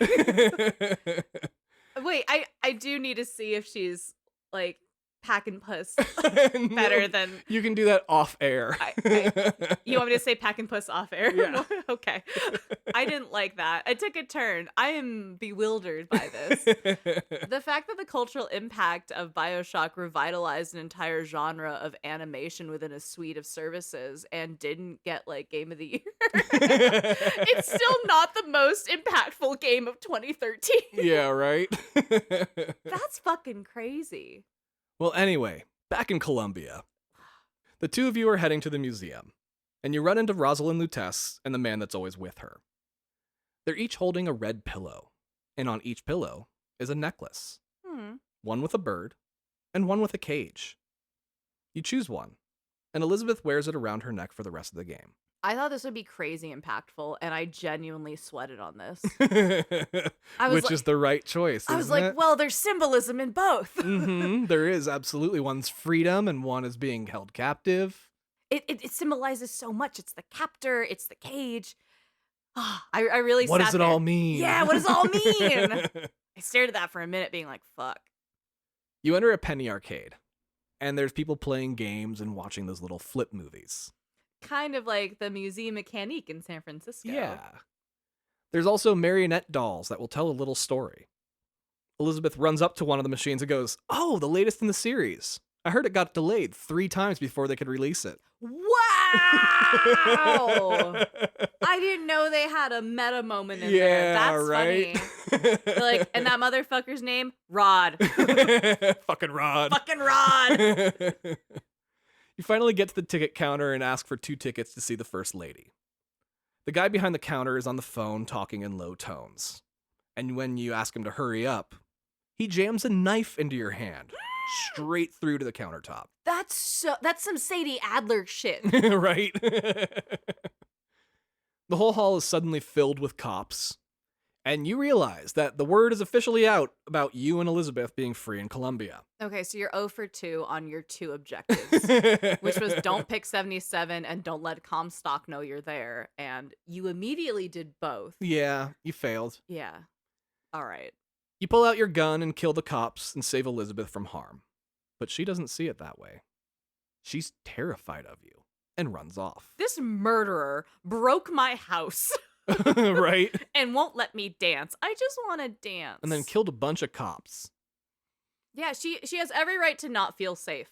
When you catch up to her, she's on a tram that will take you to the airship. She yells at you, calling you a monster for killing those cops. You explain that she was locked in a tower made of pure gold.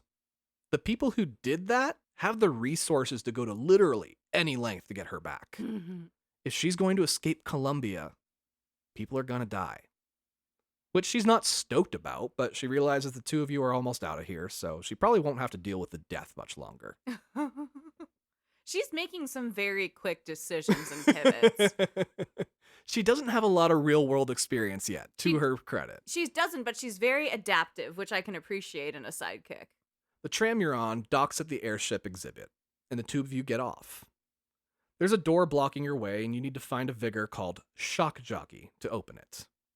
And this is your electricity power that absolutely deserves a Bioshot, as it's such a classic power. Oh, yeah. It's the first one you get in the first game. It is, yeah. It feels natural to have. Yeah. In order to get Shock Jockey, you need to go to an exhibit called the Hall of Heroes, where free samples are available. The exhibit is closed, so the two of you break in. You take an elevator down to the exhibit, and inside the elevator is a big poster that takes up most of the wall. And it depicts the giant black bird from before. It's in silhouette with rays of light behind it and the one glowing yellow eye piercing the black body of the winged creature. Around the picture it says, "Sing praise to the songbird, for he is the protector of the lamb." As you descend, the elevator jerks to a halt. You go to mess with the circuits in order to try to get it going again.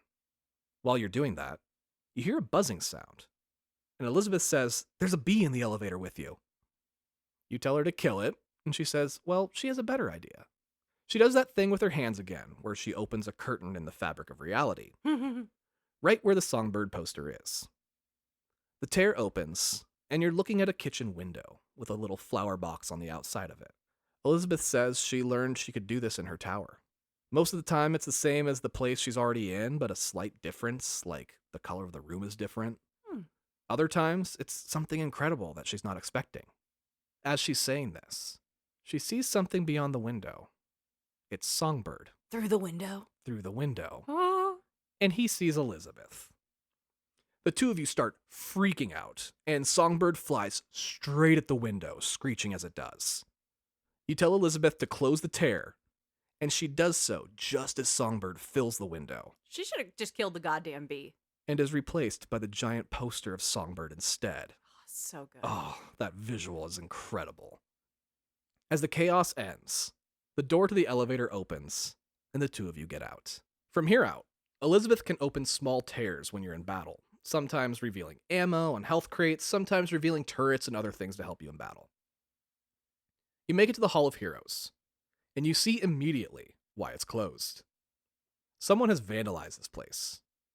Instead of saying Hall of Heroes, someone has painted a big red W and rearranged the letters to say Hall of Whores. Hell yeah.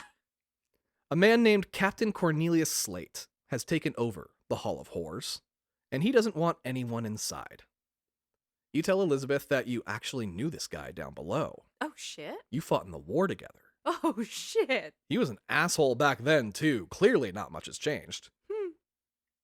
You go inside, and you find a giant monument to Comstock, declaring him the commander of the 7th Cavalry. And you say, that's bullshit.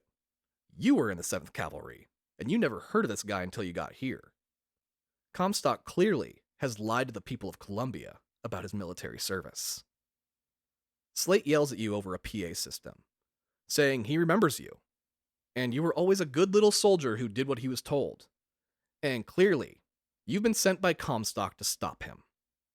You assure him that's not the case. You're just here for the shock jockey. He doesn't believe you and sends his boys in after you. When you kill them, Slate says, see, you killed my men. You're still the same soldier, here to do the man's bidding. What a bitch. Like, also, that is what a soldier's supposed to do. Like, that's their job. So you're admitting you're bad at the job? Right. He tells you to meet him in Wounded Knee and Peking, which are exhibits here in the Hall of Whores. You can do them in any order, but we're going with Wounded Knee first. It's a walkthrough exhibit, kind of like a live-action pop-up book with plywood cutouts of Native Americans jumping out and attacking as you traverse through it. making very insensitively racially stereotyped sounds as they do. Slate comes over the PA to talk to Elizabeth. Slate asks if she wants to learn about the real person she's traveling with right now. She asks what he means, and you tell her she doesn't want to know. You come upon a big George Washington animatronic, and there's a lever in front of it. You pull it, and it says a little poem to describe the events of Wounded Knee. With hue and cry, with hatchet red, they danced amongst our noble dead. But when our soldiers took the field, the savage horde could only yield. The final section of the walkthrough is a room bathed in red, with Native American statues looming over the scene in gross caricatures. In the center stands a statue of Comstock, holding the head of one of the natives high in the air. Ugh. Elizabeth says she can tell by the look on your face. You were there that day, weren't you? Oh, God. Slate says he can still hear the screams. Can you? And then he sends in his goons to fight you. This is why we need therapy for PTSD. Right? Like, Fully. holy shit. When you defeat them, you yell at the PA to please give you the shock jockey so you can leave. Slate says, do you see how Comstock is trying to steal our glory, though? Do you see how he's rewriting history?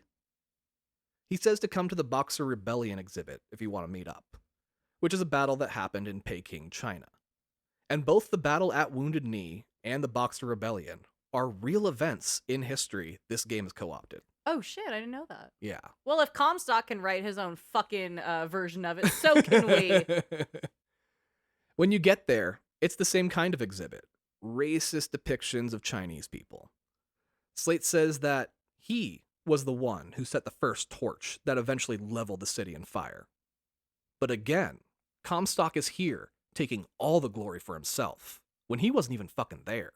Comstock's like, it was Comstock the whole time. Again, you find a Washington animatronic with another poem. Honestly, this one's way more racist, and I apologize in advance. Oh, no. 'Twas yellow skin and slanted eyes I'm out. that did betray us with their lies, until they crossed the righteous path of our prophet's holy wrath. The end of the exhibit is very similar to the last one with a battle scene. Elizabeth says she remembers reading about this battle in one of her books. Comstock led his forces to, but Slate screams out, Comstock wasn't there. Slate lost an eye and 30 friends that day. Oh. But nowhere in this fucking memorial do they even mention he was there. It's all about Comstock. Holy shit. Comstock is stealing Slate's life story and claiming it as his own. Slate says to come to Lady Comstock's memorial, and there he'll give you the shock jockey. If you think it's wild how much Comstock has altered Slate's history, wait till you see how he's altered his own. Uh-oh. You get to the memorial exhibit, and there's statues of her holding a baby in her arms. A plaque says that she had a miracle pregnancy and found herself pregnant only a single week. She gave birth to a very sick child and prayed for her life. Elizabeth says that in all the books she's ever read about Lady Comstock, this is the first she's ever heard about her having a child. Oh. And you tell her that can't be a mistake. The next room has a statue of Comstock, walking the baby towards a giant, golden, winged statue. A recording of Comstock's voice rings out, saying that someone named Daisy Fitzroy has murdered his wife. And now he has to protect their only child and hide her away from Fitzroy and her mob. He then repeats something we heard earlier. The seed of the prophet shall sit the throne and drown in flame the mountains of man. Elizabeth starts panicking as she realizes. Oh no, that's me. She's Comstock's fucking daughter. She didn't know that prior? She had no fucking clue. She gets angry and refuses to believe it. But you're like, yeah, this is definitely your origin story. He's like, there wouldn't be a reason you're in a tower that's not related to this. Comstock wants Elizabeth to follow in his footsteps one day and rule over Columbia and eventually the world below. Elizabeth says, well, I want a puppy, but it doesn't mean I'm going to get one. The next room shows the mysterious Daisy Fitzroy in statue form, holding a red rope peering around a curtain, as a statue of Lady Comstock kneels down praying. The next room shows Comstock chasing after Daisy Fitzroy and her gang of followers, saying that he pursues them to this day. After some battles with goons, you find Slate, wounded and defeated, laying on the ground with a bottle of shock jockey next to him. You approach him and he asks you to finish the job, and you have the choice of killing him or sparing him. Oh. But now you have the shock jockey, and you head back to the airship exhibit so you can hijack it and fly out of here. Comstock tries to turn Elizabeth against you over the public PA system, saying that a killer like DeWitt will abandon her the moment he gets paid. That's the job. So she wants to get to know you a little better, and through the game, the two of you exchange some life stories. You tell her that you're a gambling drunk, and the people who hired you were willing to pay off a huge debt you owed from being a gambling drunk. I appreciate that he's honest. Yeah. You're not here out of the kindness of your own heart, but you will make sure she gets off Columbia alive, because otherwise you won't get paid. This is monetary, and Elizabeth's like, cool. What the fuck? So Comstock's telling me the truth. All right. But you seem nice, kind of. He at least is invested in me, not dying. Yeah, he did get me out of that tower. That's the very least. It's the baseline for companionship is wanting them to not die. Elizabeth wonders how Comstock knew you would come here, because those signs with your hand on it, that's pretty fucking weird. Right? Like a specific tattoo. I think it's weird when I see my tattoos on other people. Like, yeah. when I'm like, oh, we both have this weird matching thing. That's crazy. To see propaganda? Yeah, right? Horrifying. You joke that he is a prophet after all, but the likely reason is that whoever hired you also tipped Comstock off for some fucking reason. Yeah, and like we said, Booker's not that funny, so Yeah. it's not a charming moment. He's just like, huh, that's crazy. Well, finally, the two of you make it to the First Lady airship, and you enter the cockpit. It's completely empty and ready to fly, so you take to the controls and start entering coordinates. Elizabeth is giddy, super excited to go to Paris. But her excitement vanishes when she sees the coordinates. She says, 40 north, 74 west? That's not Paris, that's New York. This bitch knows coordinates. You go, how the fuck did you know that? Yeah. Valid question. And she reminds you she's a Paris super fan who had nothing but books and time on her hands. She learned the coordinates of all major cities just for fun. Oh, God. She begins crying, realizing she should never have trusted you. Yeah, don't trust the guy that falls into your house and then breaks it. You go to comfort her, and she whips around and knocks you out with a pipe wrench she found nearby. Hell yeah. Would you kindly pick that up and defend yourself? That's my girl. Yeah, go ahead and take a Bioshock for that one. That one's well deserved. You come in and out of consciousness, and you see her resetting the coordinates for Paris. Good. She waited until you were concussed to hit Yeah. that. You start hearing a chanting song, and other Zeppelins flying outside the window. Elizabeth looks scared, and you watch her leave the cockpit, leaving you behind. She bails. The chanting song gets louder, and it's reminiscent of like a sea shanty, but more depressing. Oh no. The people don't sound happy singing this song. We next see a group of people enter the ship, wearing ratty clothing and looking beat up. You come to flying over a group of prisoners hacking away at big-ass boulders, being watched over by a flexing handyman robot. The prisoners are the ones singing, as it's a chain gang song, reminiscent of old slave songs, as slavery had only ended about 50 years earlier. Oh my God. And of course, every one of the prisoners here is black, Mm. guilty of being black on a Friday night. Ugh. You finally wake up only to be knocked out again by one of the people who had just boarded your stolen ship. You wake up again in an infirmary, and Daisy Fitzroy is standing nearby, Oh shit. saying, "You must be the false shepherd everyone's talking about." You tell her to get the hell off your ship, and she makes you realize you're vastly outnumbered right now. You tell her you have no issue with the Vox Populi or her cause, you just want to leave. She says you can have your ship, if you help the Vox first. Unless you cheer for the rich white men that will never give a shit about you and will keep you down as long as they can. They really couldn't hide bias on this. Yeah. I know you said that there was an effort made. Right. No, there wasn't. Well, you have no political opinion on the matter, but agree to help her so you can get your ship back. She tells you there's a gunsmith in town, and she wants you to go get her a bunch of weapons so the Vox can take down Comstock for good. Hell yeah. You agree, and she says good, and then pushes you out of the airship. Just pushes you. Yeah, but you fall a whopping 8 feet. Oh, okay. You are in the sky, so Yeah. a surprise push can be real dangerous. I think she wanted to scare the shit out of you, but also not put you in any real danger. She's fun. I like Yeah. her. So you head off to find this weapon maker, who is named Chen Lin. But you don't have Elizabeth, and you have no idea where she went. So you decide your best course of action is to find her first, because without her, escape is pointless. Yeah, she's the point of the thing. You find her as she's being thrown off a transport barge she tried to stow away onto. Just actively getting kicked out of something. Yeah. That's great. When you're coming down the street, you see your friend getting kicked out of the bar, and you're like, God damn it. As soon as she sees you, though, she runs. As you chase her, she keeps opening tears to try to get in your way, using things like a parade and a train going by to block your path. And when she reaches a dead end, she opens a tear through the wall to the other side. That's so cool. You continue chasing, but get ambushed by a handyman who picks you up and yeets you off the platform into the open air. That's not very handy, man. No, and there are no sky rails beneath you to be seen. Oh, shit. So he, like, where fucking Vox Populi Baby Girl just pushed you a little bit, he's like, I'm coming for blood. Yeah. Out of nowhere, a tear opens, and you land on top of a Zeppelin's balloon. It floats you to where Elizabeth is standing, and you tell her that you can get the First Lady back. Also, what luck. No, she did that on purpose. Okay. All you have to do is arm an insurrection to help them overthrow the government. That's it.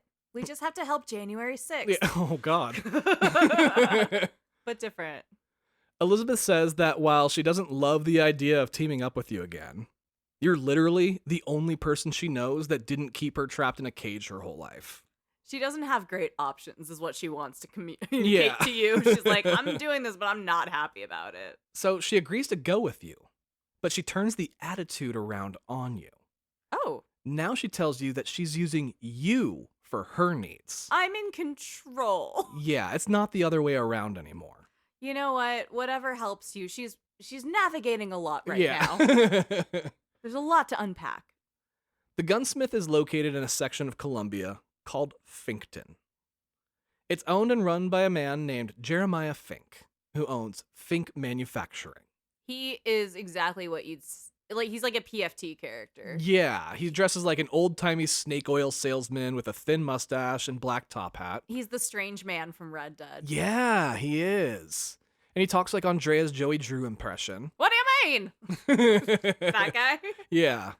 And it's actually the man who was running the raffle earlier in the game. I put propellers on my refrigerator. Now I can eat on the go. Shit like that. Yeah, that's how he talks.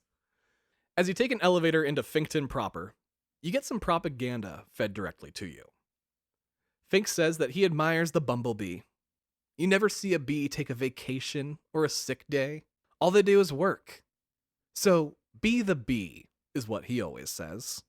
Be the bee. He also talks about why his employees make Fink bucks instead of the currency of Colombia. Oh, he's evil. He says he doesn't want his employees being ripped off at the shops in town. And by offering company stores, he can keep prices low. And his employees don't have to go far to make their purchases. Oh, it's so evil. Everyone wins. Then a phone inside the elevator rings. On the other end is Fink himself. He says that he's been keeping an eye on you while you've been going around Columbia. I'll keep my opticals on you, boy. And he thinks you'd be a perfect candidate. I say, would you like to partner up with me? I'm going to translate for you. Thank you. Gotcha. You have no idea what he's talking about, but you're going in anyway, so you go along with it. Once inside Finkton, you find Lynn's shop pretty quickly and go in. Exploring the shop, you see a little Buddha worship shrine, and say that Comstock probably isn't a fan of that one bit. Yeah. But Elizabeth goes on to tell you about a book she read all about Buddha and how he sat outside of a tree for a long time until he became Buddha. Yeah. It's called Siddhartha. You should probably read it. It's like 15 minutes. We did in high school. Yeah. Did you guys read shit like that in high school, or was your religion class just like the one religion? No, I didn't read that till college. Okay. You search and search the shop, but it's been ransacked. No weapons, no ammo, nothing. Elizabeth hears crying and heads toward it. At the Buddha shrine, you find a woman weeping. It's Lynn's wife, Oh, and she says that people came and took her husband to a place called the Good Time Club. that doesn't sound like a good time if you go against your will. Yeah. Fortunately, the Good Time Club is a grueling 100 yards away. You get inside, and Fink comes over the PA saying that you are doing great with this interview so far. I say, Charlie, you're really impressing me with your chaps. You ask what the fuck he means, and he says that he's been having issues with his employees wanting silly little things like workers' rights and shit like that. It's hard being a dictator these days. But a former Pinkerton like yourself? One he has watched kill his way across Colombia? Well, he could use a brute like that to put his people back in line. I want to be a billionaire and I love cops. Yeah, this is just immediately the veil's real thin on what the allegories are here. Well, real quick, we've talked about the Pinkertons before on this show in our Red Dead Redemption 2 episode. Mm-hmm. In those times, the Pinkertons were a kind of privatized army rich people could hire to force their bullshit through on people. Yeah, through the Pinkerton Detective Agency, right? That was the official title? Yeah. Well, in this era, Pinkertons were known as union busters. Oh, fuck you. When workers would try to unionize, Pinkertons would come in and beat them back down into submission and threaten people's families and homes and stuff like that. Oh, just the worst person. Yeah, real mafia shit. Yeah. Corporate mafia shit. Yeah, it's literally just to keep the rich richer, keep people from uprising and asking for, I don't know, children to not work in mines and shit. Right. Elizabeth just keeps learning more and more about you, and she's liking you less and less as she does. Reasonably so. Booker's not super fun to hang out with. Yeah, it's hard not to side with her on some of these points. Booker is not a good person based on what we've learned. No, he's a drunk gambler who lost it all on the ponies and loves murder. Well, you as Booker have fortunately come to terms with most of your past at this point in your life. You're like, babe, it's whatever. You even say, the world needs people like Daisy Fitzroy to save it from people like yourself. Fink continues to test you, sending different groups to fight you so you can prove you're the right man for the union-busting job. You go along with it as a ruse to continue deeper into the Good Time Club in order to find Lynn. Fink says he knows what you're doing, and that his deal is far greater than anything Daisy Fitzroy could offer. Besides, you didn't think it was going to be that easy, did you? You find where they're keeping Lynn, and when the room he's in lights up, you can see that you're already too late. Oh, fuck. Lynn has been beaten to death. Oh, His face is just a swollen mess of red, black, and purple. that's so sad. And there's a swimming pool's worth of blood on the ground beneath him. They were like, we were so gory in the first Bioshock. We have to give him a little bit. And your only reaction is, well, shit. Now where will we get the weapons? How can I manipulate the situation if he's dead? Elizabeth says there has to be another way. There has to be something you can do. And you look at her and say, dead is dead, Elizabeth. As you say this, a light in the distance turns on. And underneath it is Rosalind Lutece and her male counterpart. Oh no, they gonna say some crazy shit. The man holds up a coin lengthwise at Rosalind and asks, what do you see? Rosalind responds, she sees heads. He says, he sees tails. Same coin, different perspective. Heads, dead. Tails, alive. Elizabeth says she can see a tear here, and she opens it to reveal another Columbia in another universe. And Lynn's body isn't there. The cell is just a storage room, which means maybe Lynn is still alive in that Columbia. What's really cool is Rosalind and the man are standing in the same spot in both universes still, repeating heads dead, tails alive, change the perspective. Oh, that's cool.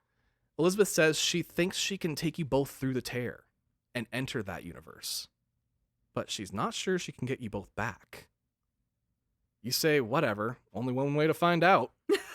You went, this day can't get any weirder. We might as well, open the multiverse. And she opens that tear so wide, it overtakes your world, and you enter a new one. Oh, cool. From here, you see this storage room filled with pro-Vox Populi propaganda, and you can hear a commotion outside. You realize that maybe a little more than just Lynn being alive will be different in this universe.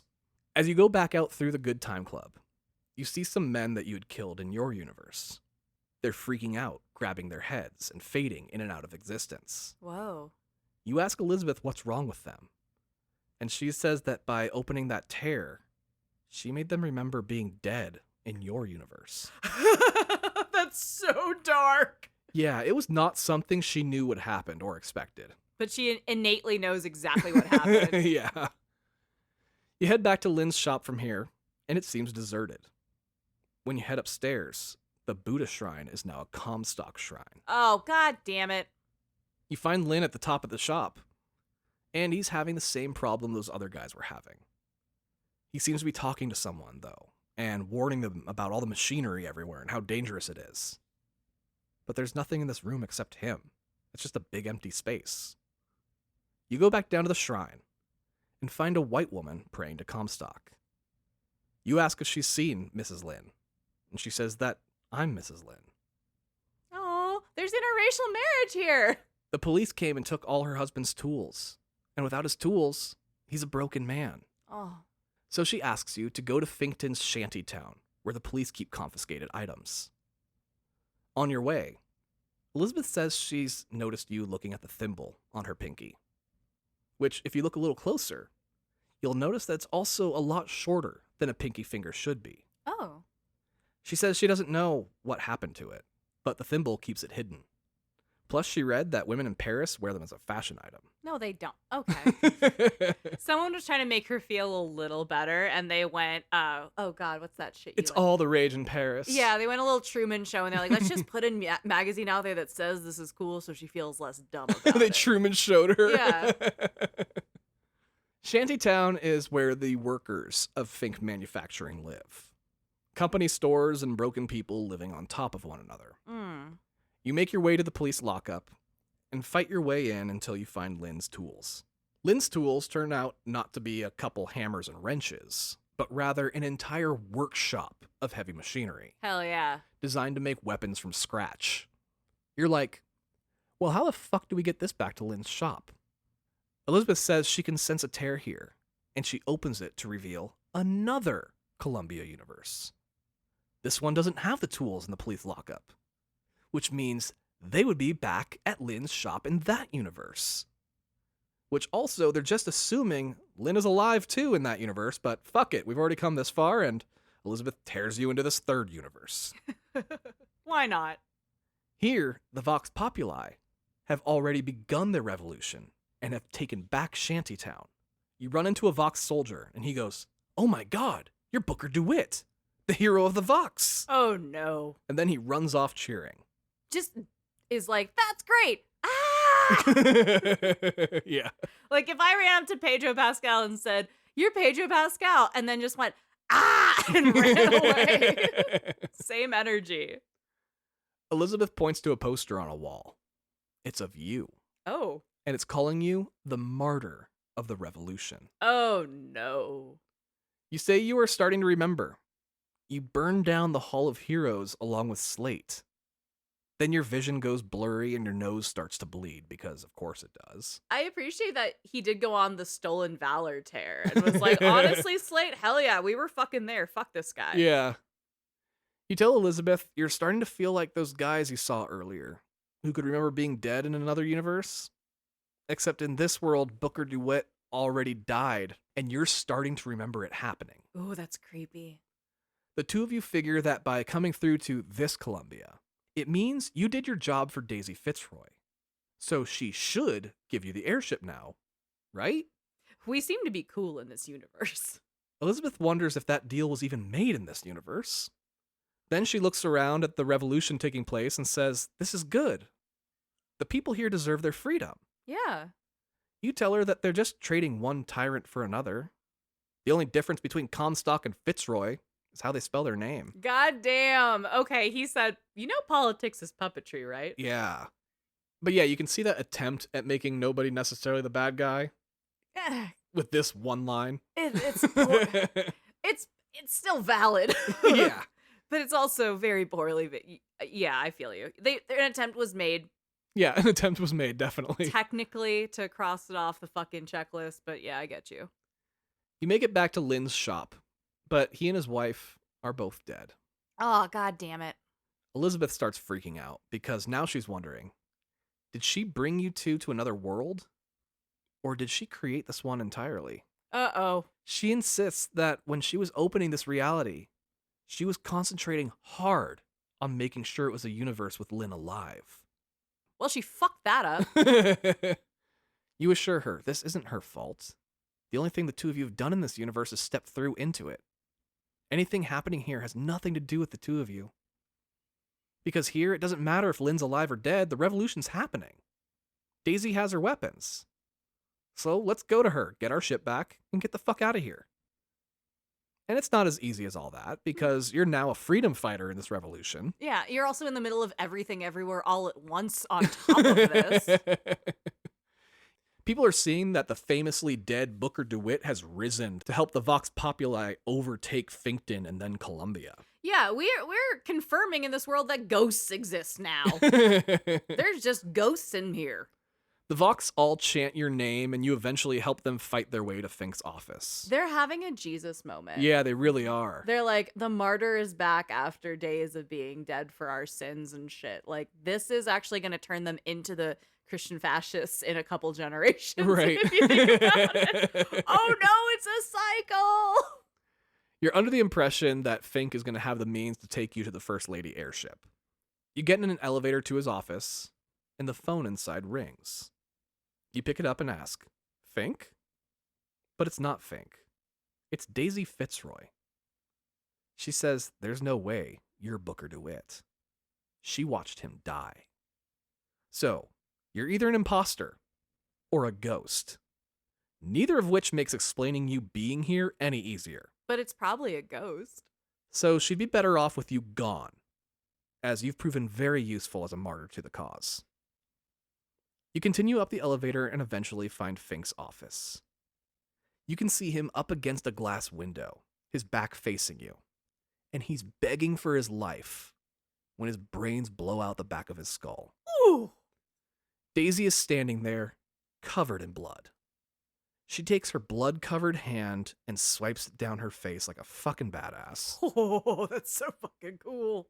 Then she says, kill the imposters and bury their bodies. You look around, and the Vox soldiers you'd been helping turn on you and attack. In her defense, this is a world where they make like animatronic fucking George Washington and shit. Right. So she's like, Comstock stepped his shit up and he's trying to like send in an infiltrator martyr to like push out the wrong message or convert my fucking soldiers and shit. She has every right to not trust this situation. Literally the plot of the Terminator. Yes. She thinks it's the Terminator. Yeah. Yeah, entirely. I feel you. After killing her men, you hunt down Daisy again. You find her in a small room, holding Fink's 9-year-old son hostage at knife point. Oh. Elizabeth asks you to boost her up to a vent so she can drop in and open the door for you to get in. She just needs you to keep Daisy distracted at the window. So you boost her up and get to the window and call Daisy out on this plan. She's holding a kid hostage, but the kid's dad is already dead. What's the plan? Oh. She says, it's the only way this ends. And then her face tenses up. She drops the knife and kid and falls down to the ground. As we see Elizabeth standing behind her with a massive pair of sewing scissors, covered in blood, having just stabbed Daisy in the back. Oh. Daisy tries to get up, but falls down dead. Elizabeth is fucking shook and starts panicking, saying, I guess this runs in the family? I appreciate that she did not plan this out. This just happened at her. And she's like, what did I do? And you're like, you fucking did it. She takes off running, sad and scared, and you chase after her. Fortunately, she runs straight to the First Lady and boards it, but locks herself in one of its staterooms. You decide to leave her be, and you go to set new coordinates. 78 north, 364 east, which is neither Paris nor New York. Well, you're in a different world. Who knows where you're going? It's actually a remote spot in northern Finland, Oh, and many people have speculated why Booker chose that location. huh. Here's the thing. I don't think he did. I think that's Columbia's current location. Mm. And I think that for a couple reasons. One, as this scene plays out and the ship is moving, you'll see the coordinates again, and they change slightly, which leads me to believe it's the current location the ship is tracking. It's a lifetime. Got it. Yeah. That's cool. Two, if Columbia is in Finland, then it puts it almost 1,500 miles directly due east of the coordinates in Bioshock 1 for where Rapture is located, Oh, interesting. which is right between Iceland and Greenland. Mm. Anyway, Elizabeth finally comes out of the stateroom in a different set of clothes and a fresh haircut. She said, "This is the time for my makeover." New me. Actually, she has your haircut, Andrea. She's got a fuck ass bob. Yeah. Hell yeah. The outfit is a white corset top with a blue overcoat and another long blue skirt. And this game could have really benefited from a single woman in the writer's room. You know what I love to do when I'm running for my life? Struggle to breathe in Wear a corset. the most confusing and like difficult to just put on outfit. When I got married, I had like a corset top on my wedding dress. 2 bitches had to help me get in that shit. Maybe there was a robot in there that tied it up for her. They have a steampunk corset robot. Well, she asks you, which will it be? New York or Paris? Before you can answer, you hear a familiar set of pipe organs begin to play, Son of a bitch. and Elizabeth is terrified because that means Songbird has found you. Songbird comes flying in out of nowhere and crashes right into the front of the airship. He pops the balloon and throws the ship back down onto Columbia soil. I love how clumsy he is. Yeah, right? He's like the Cloverfield monster, just running and ramaging. Like there's no grace to Songbird at all. None at all. Which is kind of against what you think of when you think of like traditional bird imagery. They're like gentle and graceful. Graceful. This bird's like, fuck this shit, I'm a bowling ball. Wrecking ball. Yeah. You wake up in the crash ship, and you can hear Rosalind and her dude arguing over how to play a song on the piano. Elizabeth tells you to hurry up and help her get out of the ship. The two of you need to stop them from finishing that song, Oh. as the song they're playing is the one that calls Songbird. God damn it. Do anything else. Piano Man. Fucking Sweet Caroline. Let's do something. Well, when they finish the song, Songbird doesn't come. They say that the song is correct, but the instrument is not. Until you have both, the bird will not come. You ask, is there a song to keep the bird away? That seems more prevalent. And they say, you should ask Comstock that question yourself. Then they vanish. Son of a bitch. Elizabeth says that the two of you should go to Comstock's house so you can make him tell you how to keep Songbird from attacking you. She goes on to explain how that song used to fill her with joy as a child, as Songbird was her best friend, bringing her books and toys and food. When she got older, she tried to escape and discovered Songbird's true purpose: to keep her locked up. She's sheltered. Just another one of Comstock's pets, and she has hated Songbird ever since. Oh. Elizabeth wonders if prophecies are real, if Comstock really can see the future. You tell her about the vision you had of New York City, but a much larger New York than you know in your time, and that it was being destroyed by Columbia. She hopes even more so now that prophecies aren't real. Ugh. The two of you find a transport gondola to Comstock House, and as it climbs, you see Rosalind and her friend playing baseball across the path of the gondola. Just the two of them? Yeah. Elizabeth says she finally realizes who Rosalind is. She's the woman who designed Columbia, basically. Oh, shit. She figured out how to make a city fly. They use quantum particles suspended in space-time at a fixed height. They said some science shit. Yeah, to it's justify it. mid-air science magic. It doesn't have to make sense, but it's not all balloons and dirigibles keeping the place floating. Okay, there's science behind it somehow. End of the day, Rosalind Lutece is the smartest person alive. Women in STEM. As you continue up, you keep seeing the two on different platforms, constantly arguing with one another. Him saying, I told you they'd come. Her saying, no, you didn't.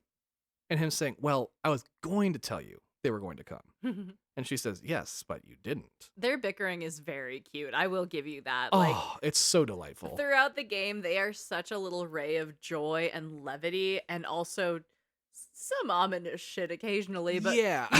you know they're up to shit, and they're very fun.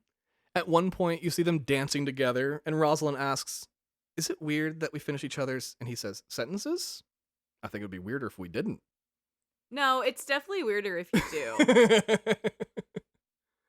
Elizabeth and you both agree they're not right in the head. And they're not romantic, too. I want to point that out. No, it's not romantic dancing. Plus, they're just too confusing to figure out, so we might as well just keep going. Booker's still trying to wrap his head around the whole particle floating thing anyway. He's not a book smart man. No, he thought it was giant balloons the whole time himself. He's like, balloons float. Yeah. City floats. Big balloons for city. Got it. As you're looking for a key into the next location, you hear a pipe organ start playing Songbird's old tune. God damn it. And Elizabeth makes you duck behind a giant desk. Songbird comes flying in, breaking the window. And this part is like in that first Lord of the Rings movie where the hobbits are hiding from the Nazgul under the tree and he's just like inches from them. And even if you haven't seen the movie, you've probably seen the meme of it all. I don't know what the fuck you just said. But sure, I get you. I played Bioshock Infinite. Songbird's eyes cast a light beam around the room as it looks for you. Oh, those horrible yellow eyes. But you successfully hide and it takes off. Elizabeth says she needs you to make a promise to her. You tell her you promised to stop both Comstock and Songbird. And she says no, you can't make that promise. She takes your hand and puts it to her throat. She says she needs you to promise you won't let him take her back, no matter what it takes. Oh. Even if it means killing her. Wow. And you just say it won't come to that. Plan B, but we're going to focus on plan A. Yeah. Let's not jump to that. You get attacked by some Vox trying to take down Comstock's house. And you have to fight your way through some of them, and you eventually make it to a section of the property that has been designated as a memorial. But there's a path from here into the house itself. You approach the gate and a robot voice says, Lady Comstock, so good to see you up and about. Oh, no. Especially after your death 19 years ago. Ghosts are real. Well, Elizabeth says it must be the dress. It was her mother's after all. Oh, because she was in the stateroom. Yeah. That's funny. The voice asks her to put her hand on a scanner and says that her fingerprints don't appear to be her own today. Is she sick? They don't appear to be your own today. That's funny. That's a real thing, though. When I got my fingertips tattooed, I had to rescan them into my phone to unlock my phone. Wow, that's great. Because it actually messed up my fingerprints. Elizabeth says her mom is in a tomb nearby. Let's go get her hand. So you head to the graveyard to find Lady Comstock's tomb. This is so morbid. And begin everyone who has ever played this game's least favorite part. In her tomb, her body has been preserved, and she looks like Snow White in her glass coffin, looking exactly as she did the day she died.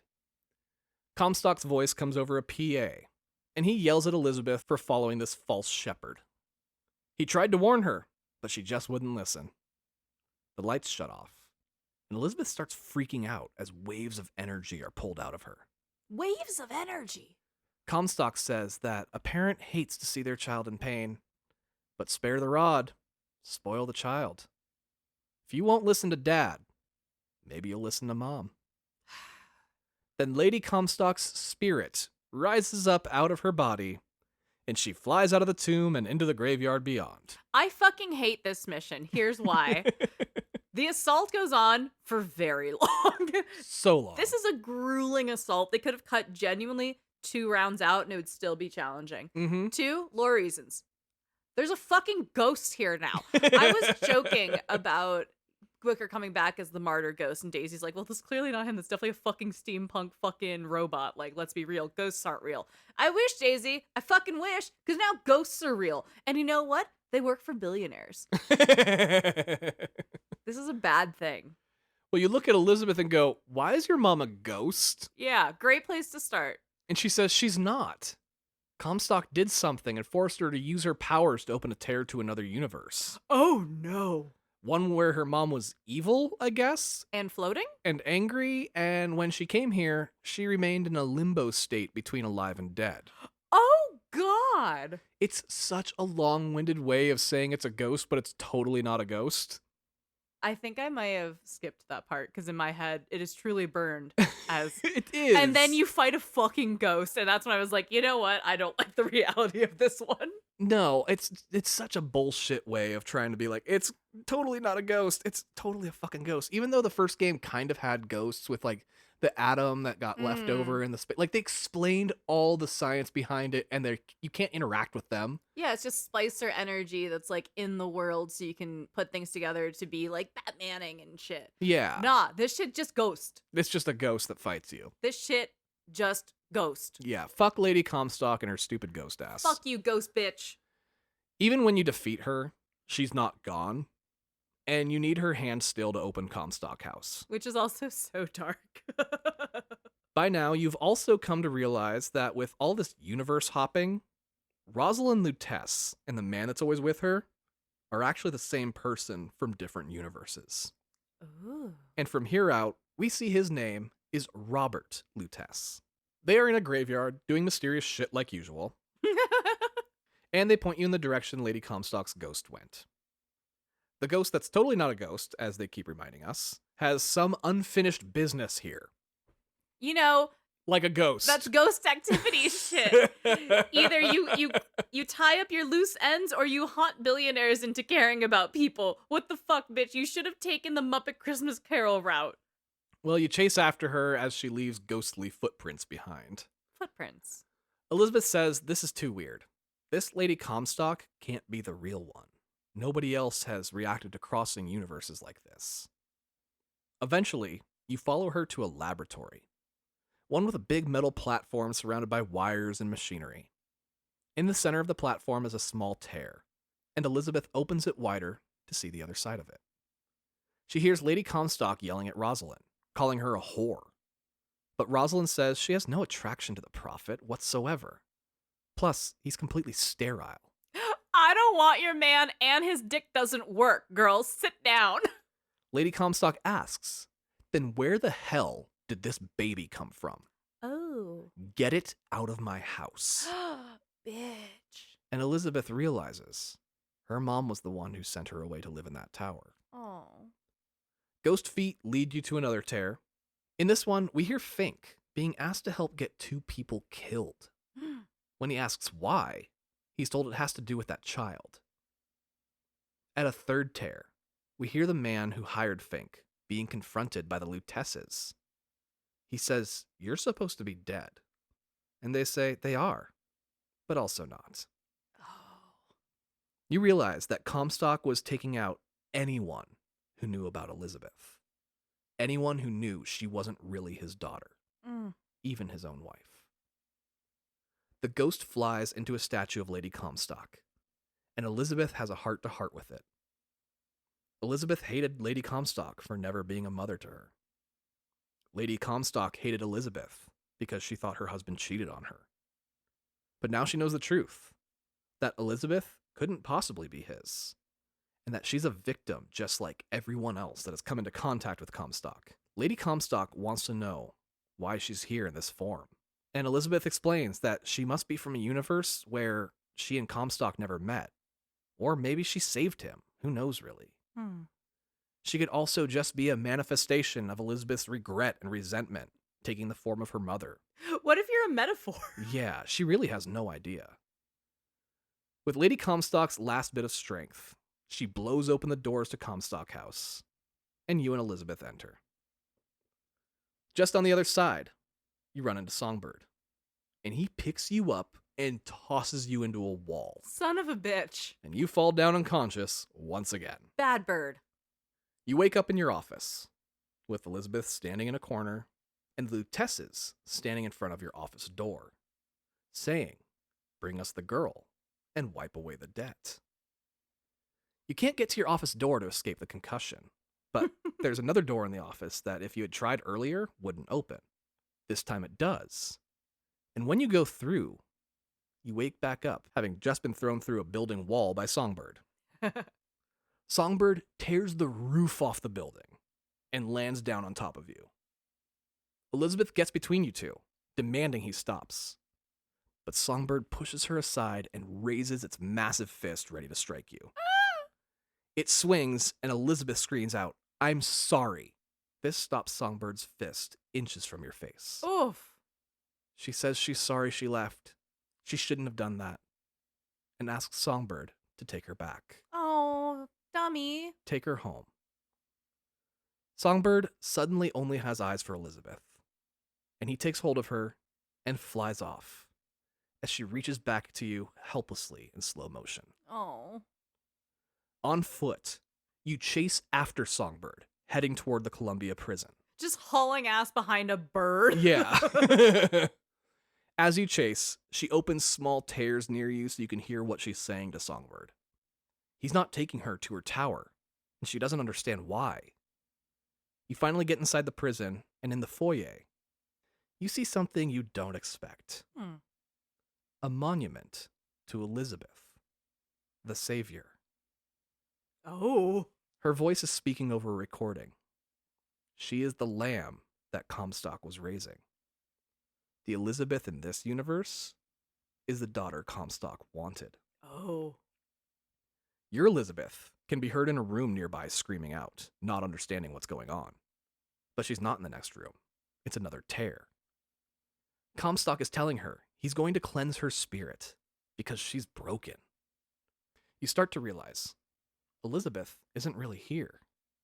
They have her in another time or another dimension or something. Oh, shit. Because the doctor tells her DeWitt abandoned her 6 months ago. Oh, shit. And you're like, I saw her 10 minutes ago. Yeah. What the hell is going on here? You eventually find an audio log, and it's from Elizabeth. In it, she says that her only hope is gone. But if she can bring him here, maybe he can save everyone. Maybe he can stop all this from ever happening. You see another tear and head toward it. The tear disappears, leaving the Lutesses behind. You ask what the tears are, and they say you're asking the wrong question. It's not what, but when. Lives, lived, will live. Dies, died, will die. And then they vanish. You finally see Elizabeth, standing alone nearby. She's in silhouette, and she calls out to you. She says she's completely lost control of the people here. They won't listen to her anymore. It took everything she had just to bring you here, and she offers you her hand. As you take it, you see that she's no longer 19. She's actually the inverse now, at 91. Oh. She pulls you closer, and you are taken back to that vision of a future New York being destroyed by Columbia. But this time, it's really happening. In the background, you can see a car advertisement saying the year is 1984. She says that she's responsible for all of this, that she became the lamb to rain down fire on the world below. Turns out, Comstock really was a prophet after all. And the only thing that really broke her was time. In time, she gave in and submitted to Comstock's wants and became the lamb of the prophet. Honestly, she looks great at 91. She does, right? You tell her that you never abandoned her, that you were coming to rescue her. She says you always try, and Songbird always stops you. It's no use. Which is why she pulled you from that time. You were never going to rescue her. Because you never do, in any of your attempts, in any of the universes. She says that the reason she brought you here is to give you the one thing you never had. A chance. She hands you a card and says to give it to Elizabeth. She'll know what it means. She waves her arms, and you find yourself back in 1912, in Comstock's house. You hear Elizabeth scream, and realize you have a chance to save her. You burst into a room where 2 scientists are standing over her, and Comstock is watching from a platform above as she struggles to break free. They're trying to take control of her powers using the machinery in the room, so Comstock can use it himself. Then he won't need the lamb. So you set out to destroy the machine first and foremost, as all these people are behind bulletproof glass anyway. Comstock runs and hides while you do this, and when you finally destroy the machine, Elizabeth's powers are hers again. Hell yeah. She opens a tear to a farm right out of Kansas, as a tornado is tearing through this little farm. You're about to get Wizard of Oz. She opens the portal wide, and the tornado tears the room apart, killing the two scientists holding her down. Sending them to the fucking Emerald City. You go to her, and as she sits up, you see she has a gigantic syringe sticking out of her back. Oh. You yank it out, and she convulses and screams, but eventually calms down. You hand her the card given to you by the older Elizabeth. It has some writing as well as a picture of a cage on it, but she doesn't know what the cage is supposed to mean. She reads the word portion and says it tells her that she becomes the lamb and destroys New York. Booker's dream was real, and it's all her fault. She says there's only one way to end this. She has to kill Comstock. Hell yeah. No escaping to Paris, not even New York. He's the one that turns her into that monster, so she needs to kill him before he can. Let's go. You tell her she doesn't need to. You guys can run and hide down below. And she looks you dead in the eye and says, "What are you gonna do to stop me?" I can access the multiverse, bitch. What are you gonna do? She opens a tear back up to the tornado, and you see it heading straight towards you. You say you're not gonna do a damn thing to stop her. There you go. Because you're gonna do it for her. Good job, Booker. Elizabeth closes the tear, and the two of you partner up once again. Good. She says Comstock's new airship is parked outside, called the Hand of the Prophet. Ew. Hearing this, you realize it's probably been a long time since she last saw you, seeing as he built a new airship in that time. Yeah. She doesn't want to talk about how long it's been, but it's been a really long time. That sucks. You find a barge that will take you to the airship and board it. While on board, Elizabeth asks how it's possible to be redeemed for all the damage the two of you have done. And then she asks, "Booker, are you afraid of God?" And you respond, "No, but I'm afraid of you." Ugh. The barge docks with the Hand of the Prophet, and it's 20 times the size of the largest airship you've seen so far. Oh, shit. It's a flying mega yacht in the sky. It has multiple decks and security galore, which you have to fight deck by deck, clearing them out as you go, because of course, Comstock is at the top deck and you entered at the bottom. Big deck energy, I get it. You make it to the top and enter his quarters. Upon entering, you see a mini replica of the golden statue, but it's showing the insides of the statue. Underneath Elizabeth's living quarters is a big machine. She says she saw a very similar looking machine in the graveyard, as well as in that lab you helped her escape. It's been draining her powers all this time. Oh, shit. She says it explains why her powers have gotten weaker with age. You ask what she means, and she says that she used to be able to open tears to anywhere her mind could imagine, instantly. But it's gotten progressively weaker with time, and now she can only open tears when she sees one is nearby. Before going to confront Comstock, you tell her to let you go in and do it alone. But she insists this is between her and him. You open a door, and his room in the airship is like the Hall of Horrors. It has a stained glass depiction of Elizabeth, standing tall with people surrounding her, worshiping her. Oh my god, he's like obsessed with her. And there's a little waterfall and river in here, with a little grassy patch in the center, all inside this fucking airship. Comstock is there, in the flesh, standing at a stone plinth with a large stone bowl like a bird bath. Christians will recognize it as a baptismal pool. He invites Elizabeth in, saying he won't bite, and that he's impressed by how much she's grown. He takes her by the hand and uses a sponge in the stone bowl to cleanse her skin. He says that he has been trying to protect her all this time, ever since the prophecy was revealed to him. The seed of the prophet shall sit the throne and drown in flame the mountains of man. But there was more to the prophecy. The archangel that gave it to him said to beware the false shepherd, Booker DeWitt, Ah. for he will stand between her and her destiny. So he attacked Booker. He went after him with everything he had, when all he needed to do was tell Elizabeth the truth. He grabs Elizabeth and says, ask him, child. Ask him about your finger. Ask the false shepherd. You grab Comstock by the throat and say, you abandoned your daughter in a tower.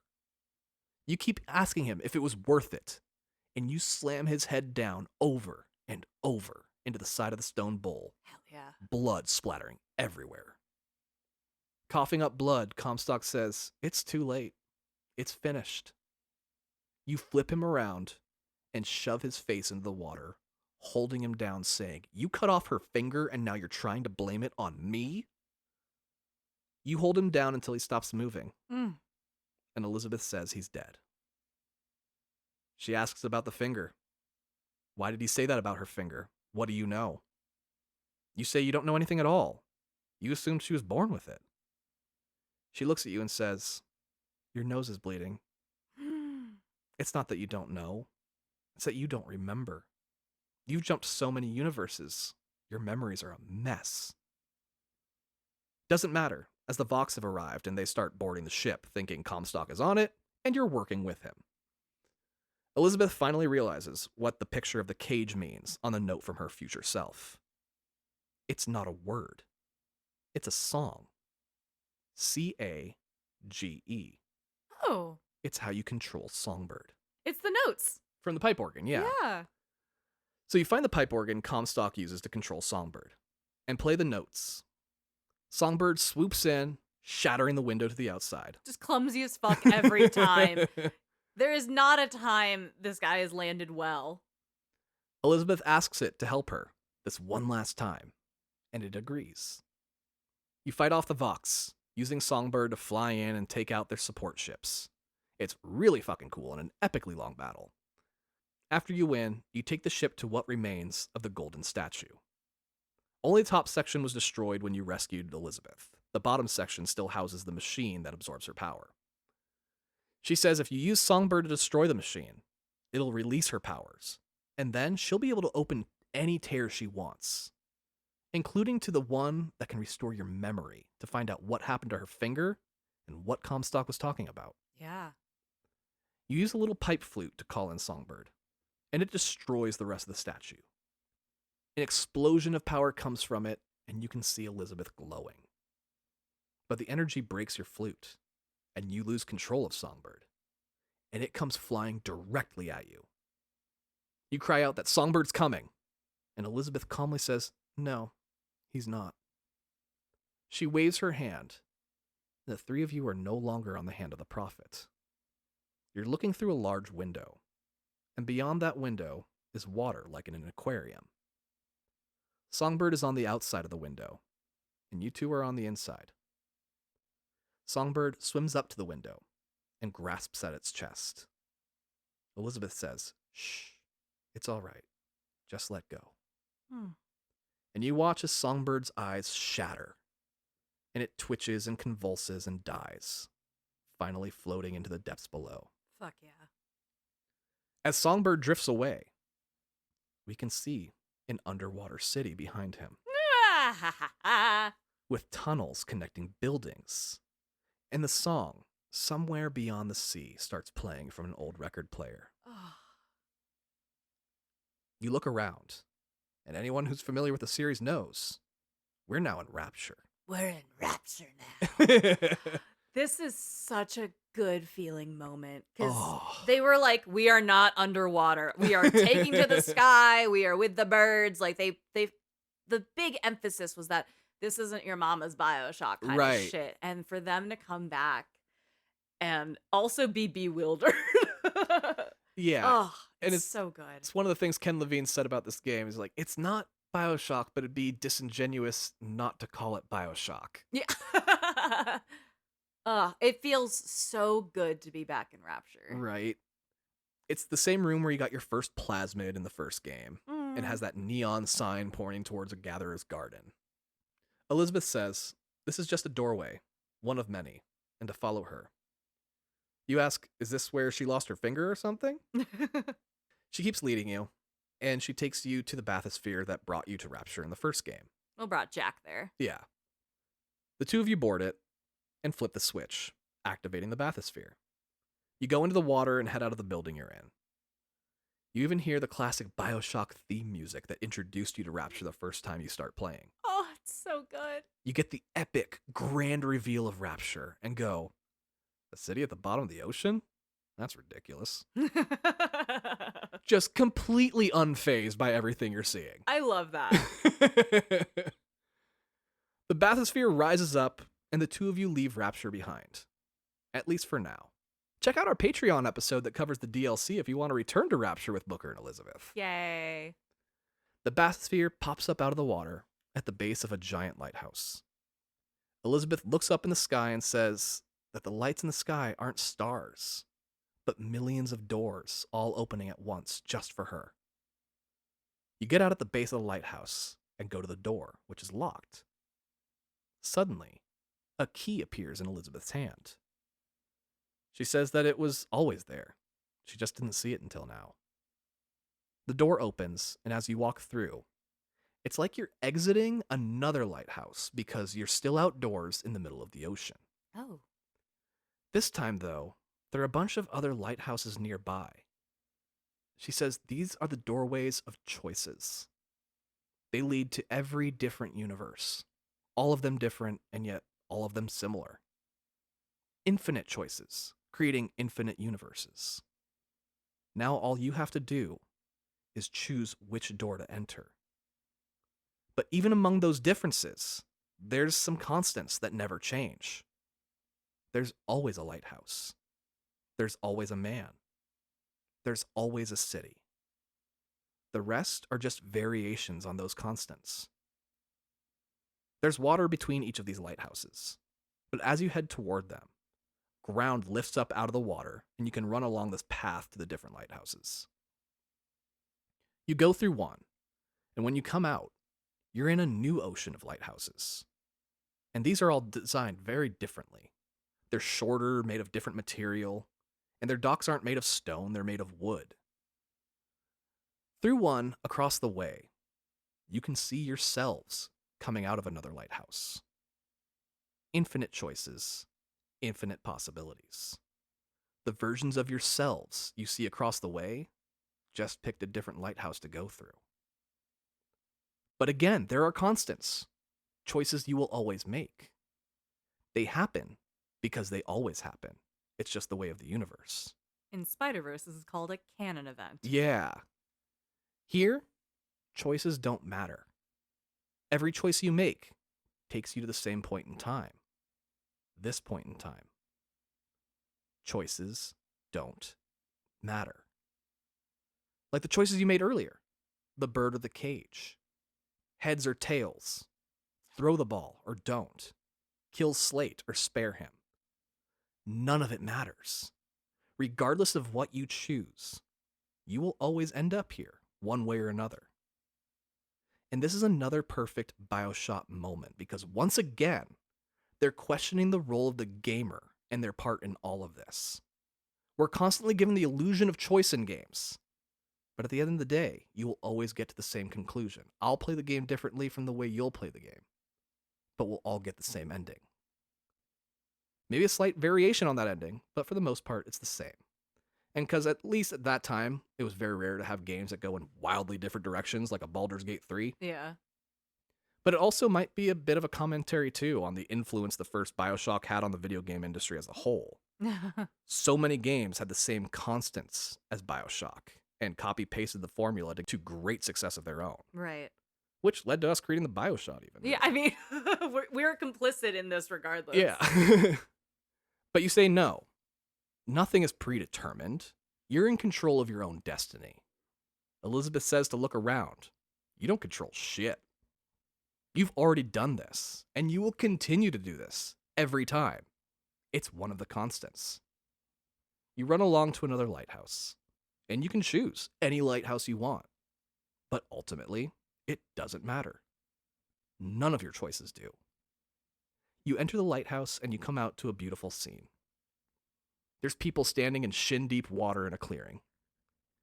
It's a very welcoming nature scene. There's angelic voices singing a hymn, and a preacher quietly praying in the center of a group of people. You say you know this place. You were here right after the Battle of Wounded Knee about 20 years ago. Oh, shit. Elizabeth asks you, what happened here? The preacher suddenly starts speaking, and he offers you the chance at a new life, at a clean soul, through baptism. You refuse the offer, and Elizabeth says, but you didn't actually say no, did you? You go to accept the baptism, and just before he dunks you, you freak out and say, no, stop, I can't do this. Everyone except you and Elizabeth vanishes, and she says you couldn't go through with it. Why not? You tell her that a dunk in the water isn't going to forgive the things that you've done. It's not going to bring all those lives back. You demand she opens a tear to Paris, anywhere. Just leave all this behind. Run away. But she says no. We need to find Comstock. He was here on that same day too. There's a door nearby and you go through it, and you enter your private eye office. Robert Lutece is there, saying, bring us the girl and wipe away the debt. But this time, it's the real memory. Robert Lutece was the person who hired you to find Elizabeth. She asks, are you sure about that? And you can hear music coming from the other door in the office, the one that's usually locked. You open it, and there's a bassinet in the room. You go to it and see a baby. You say, no, there's never a baby in this transaction. What's going on? Why do I have a fucking baby? You turn around, and Lutece is right behind you, stopping you from being able to leave the nursery. Elizabeth says to hurry it up. You can't leave this room until you give him the baby. Or take your time. It doesn't matter. Eventually, you're going to give the baby to Robert. It's one of the constants. You hand the baby over to Robert Lutece, and he says that the debt is now paid, and Mr. Comstock washes away all of your sins. He turns around and closes the door behind him, leaving you in the nursery with Elizabeth. When you open the door, you find yourself back in the rowboat from the start of the game. Only this time, Elizabeth is with you. You tell her, there was no baby. The whole bring us the girl, wipe away the debt thing was about Elizabeth, not some baby. Elizabeth goes, Booker, your nose is bleeding. You dock at the same spot as before and get out. You ask Elizabeth, what does it matter? Comstock is dead. She says he's only dead in one universe, but he's alive in millions upon millions of others. The only way to stop this is to make sure Comstock never even lived in the first place. You climb the steps of the lighthouse once again. You open the door and find yourself in an alley. Down a ways, you see Comstock holding the baby. Robert Lutece is there with him, and they're looking through a glowing hole in the wall. Elizabeth is there too, standing behind them, just watching the scene play out. You see them all and shout out that the deal is off and to give the girl back. They see you coming and begin to panic. The hole in the wall is a portal, and Rosalind can be seen on the other side. She says the portal's stable, but won't be much longer, and tells them to come through. Robert goes in, and then Comstock. You grab at the baby as he steps through, and the two of you play tug of war with her body. Comstock shouts out to shut down the machine, and you watch the portal close in slow motion as the baby reaches out for you. The portal closes around the baby's pinky finger, leaving only it behind, and it falls to the ground, spraying blood as it does. Ugh. You cry out, Anna, no! I'm so sorry, Anna. You're back in your office, and you run to her room. But Elizabeth says it's over. She's gone. You put your hand on the door and see the letters A.D. on the back of your hand for Anna DeWitt. Oh, fuck you. That's so good. You spent the next 20 years pissing your life away until one day a portal opened in your office and Robert Lutece was there offering you a way out. You stepped through, and your memories started to blend and bleed. You created a story in your own mind where you were hired to find Elizabeth, taking that initial deal and turning it into a new one. Bring us the girl and wipe away the debt. The Lutesses brought you here because that's one of the constants. They always bring you here to start this whole process of trying to set the universe straight. They never forgave Comstock for trying to kill them and have been fighting against him ever since. Good. You go through the nursery door and you come out to the rowboat, back at the start of the game once again, with Elizabeth along for the ride.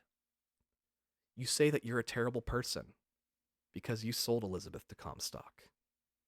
Rosalind pipes up going, to your credit, you did try to weasel out of the deal. She really popped her head up and was like, well, you were a bitch about it.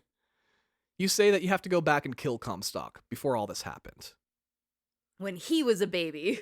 But Robert says that doesn't work. There's too many moving parts. You have no way of knowing how far back you'd have to go. So you say, fine. You'll have to go back to the day Comstock was born and smother the son of a bitch. Yeah, kill the baby. You go to the lighthouse door, and Elizabeth asks, are you sure that's how you want to do this? You tell her yes. It's the only way. You open the door, and you're back with the preacher in that nature area, standing in shin-deep water. He again asks if you're ready to be baptized. You turn to Elizabeth and ask, what the hell? She was supposed to take you back to the day Comstock was born. Where's the fucking baby I want to kill? Instead, she brought you back here. She says, it's not the same place. This is different. Then you say, wait, you're not my Elizabeth. And then another Elizabeth enters the scene. And another. And another. Each one wearing a different outfit or with different hair. One covered in blood, one a little bit older. They say this is the moment where everything splits. A choice was made here. In one, you refused to be baptized. In the other, you accepted it. By accepting the baptism, you were reborn a new man with a new name. The name of Zachary Comstock. You were Comstock the whole time. You were Comstock the whole time. This is the day Comstock was born. The day he accepted Jesus Christ as his Lord and Savior. If you want to smother him in his crib, then you need to do it here and now. Oh. Taking out Booker and Comstock is the only way to prevent any of it from happening. One Elizabeth grabs your right arm and says, he's Zachary Comstock. Another grabs your other arm and says, he's Booker DeWitt. And you say, no, I'm both. Oh, a man with multitudes. Then three of the Elizabeths push you back and down into the water. He's a Gemini. You struggle and watch bubbles leave your mouth as the world around you fades to black, and a piano begins to play you out.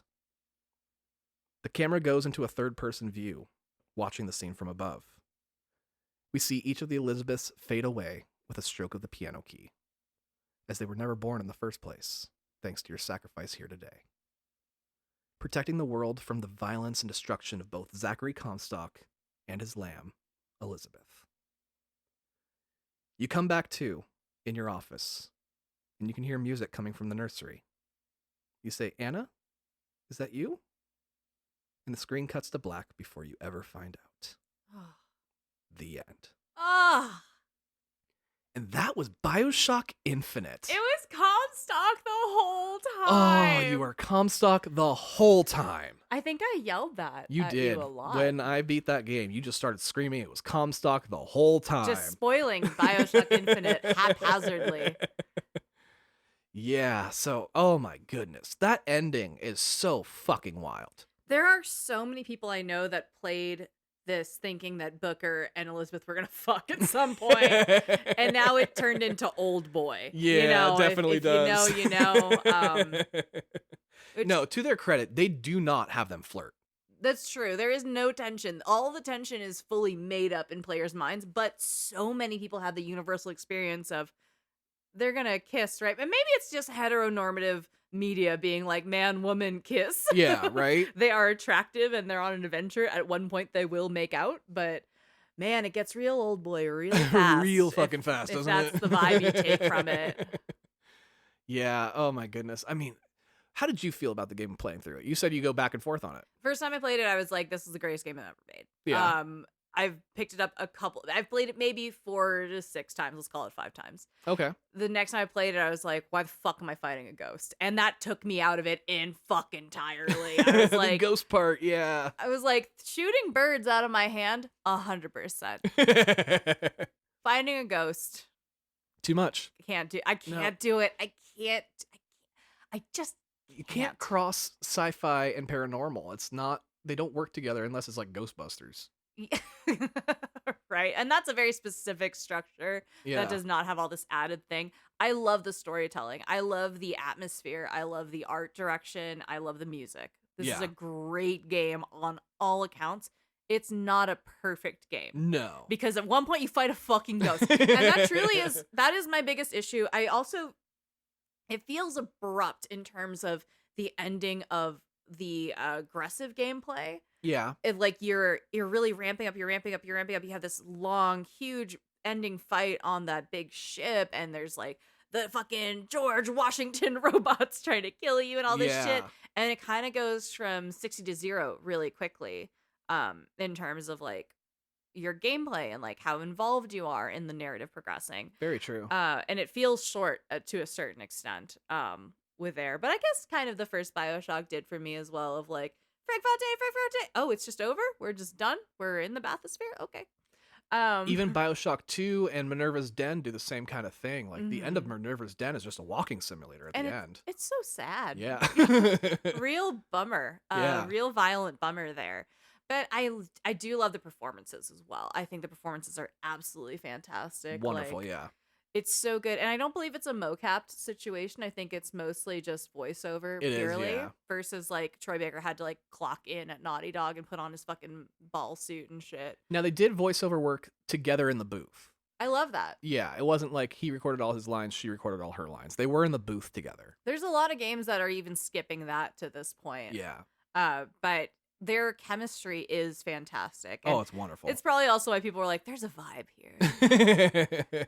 Yeah, he knows how to have good chemistry with people, though. Mm-hmm. You know, he has learned very well. Because a lot of times, like I said, he isn't playing against another person. Yeah. Sometimes he is just reading his lines, and he has to kind of create that for himself. So Yeah. I'm sure that makes it a lot easier for him.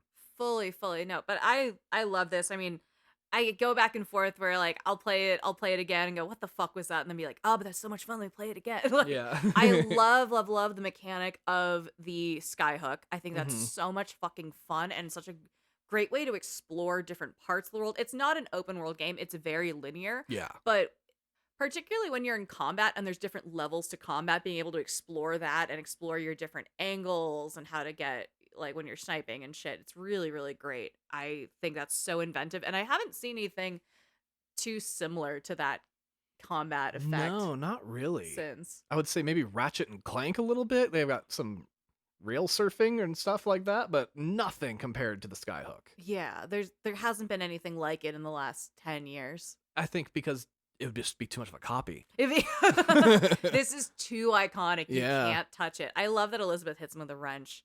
I know, right? Such a good moment. You know, maybe part of the concussion is feeding into the Lutesses. You know, there's a lot of brain damage this boy goes through, and we really don't talk about CTE in video game characters enough. No, and honestly, after going through this, I was like, man, Booker's kind of dumb. Yeah. Like I said, he's not a book smart man. No, he's not. He's a great shot. He has so many other things he brings to the table. Bad father, but a good helper. Yeah, and like every time they're trying to explain the science behind everything, he's just like, I don't understand any of it. He's like, good for you, man. Let's just keep going. You're a science guy. That's cool. I'd like to shoot a bird out of my hand. I would say my biggest like nitpick with it is just that one section where we're jumping through universes with the Vox Populi and the weapons and stuff. That part gets very confusing because like by the end, we're in a third universe that had nothing to do with the first one we were in. Yeah, and it's not necessarily a multiverse situation of hopping through a door. It almost feels more like an Inception situation of like I'm tearing into inside of this and like unraveling the onion in a way, which kind of you have to really think about it, kind of plot it out in your head. Definitely, and you can see kind of those threads of Ken Levine kind of being like, but this is a really good idea, so we should do it. Did Troy Baker voice Comstock and Booker? He did not. Which I Oh, thought was very missed opportunity. that's a good red herring, though. Yeah. Uh, Especially because actually, if you had seen like the credits and stuff ahead of time, you might have pieced the whole thing together. yeah, like it could have been spoiled on IMDb. Yeah, very easily. But I can appreciate that they were like, these are different characters, but they do come from the same truth. Yeah, and Comstock sounds like Jeff Bridges. Oh. Yeah, he's got a very Jeff Bridges like dictation. Hey, man. Yeah. Jeff Bridges would have actually been great for Comstock. this bird really ties the room together, Yeah. you know? Well, Goombas, if you enjoyed that, make sure that if you are not already, like and subscribe to us. Yes, please. We are coming back in February with weekly episodes. I will be starting us off with a fun horror cult classic. Yes, you will be. That I cannot stop talking about to the point where Tom is going to make me put $1 in a jar every time I bring it up. Oh my goodness. It has been nonstop this for months at this point for us. It's been great. And that's just one of the games. I actually think I revealed it secretly on our Patreon in Yeah. a blog, which is not behind a paywall. So if you feel like going on a scavenger hunt, maybe you're bored and it's Christmas break, go for it. You can check out our website, theothercastlepodcast.com. That's theothercastlepodcast.com. Which links out to our Patreon. Again, $2 a month. There's a free trial on there, and there are some posts that are not behind a paywall if you just want to hang out with us. Sometimes I'm like, hey, what's up, guys? Yeah, we do plenty of stuff for free. Yeah. I'll do a lot for free, honey.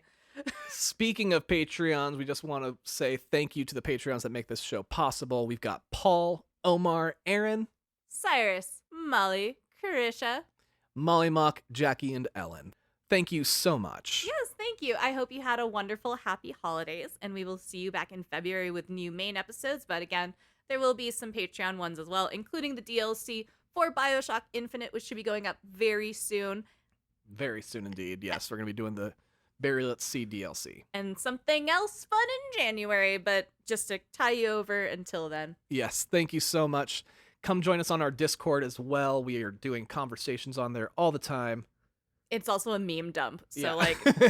it's been very fun. But otherwise, thank you very much. I hope you had a wonderful time with this surprise episode as we went up in the clouds to Colombia and stayed nice and high for that. Yeah. All right, Goombas. Until next time, this is Tom and Andrea reminding you. Don't trust a man who falls through your fucking ceiling. And don't skip the cutscenes. Bye. Will the circle be unbroken by and by, by and by?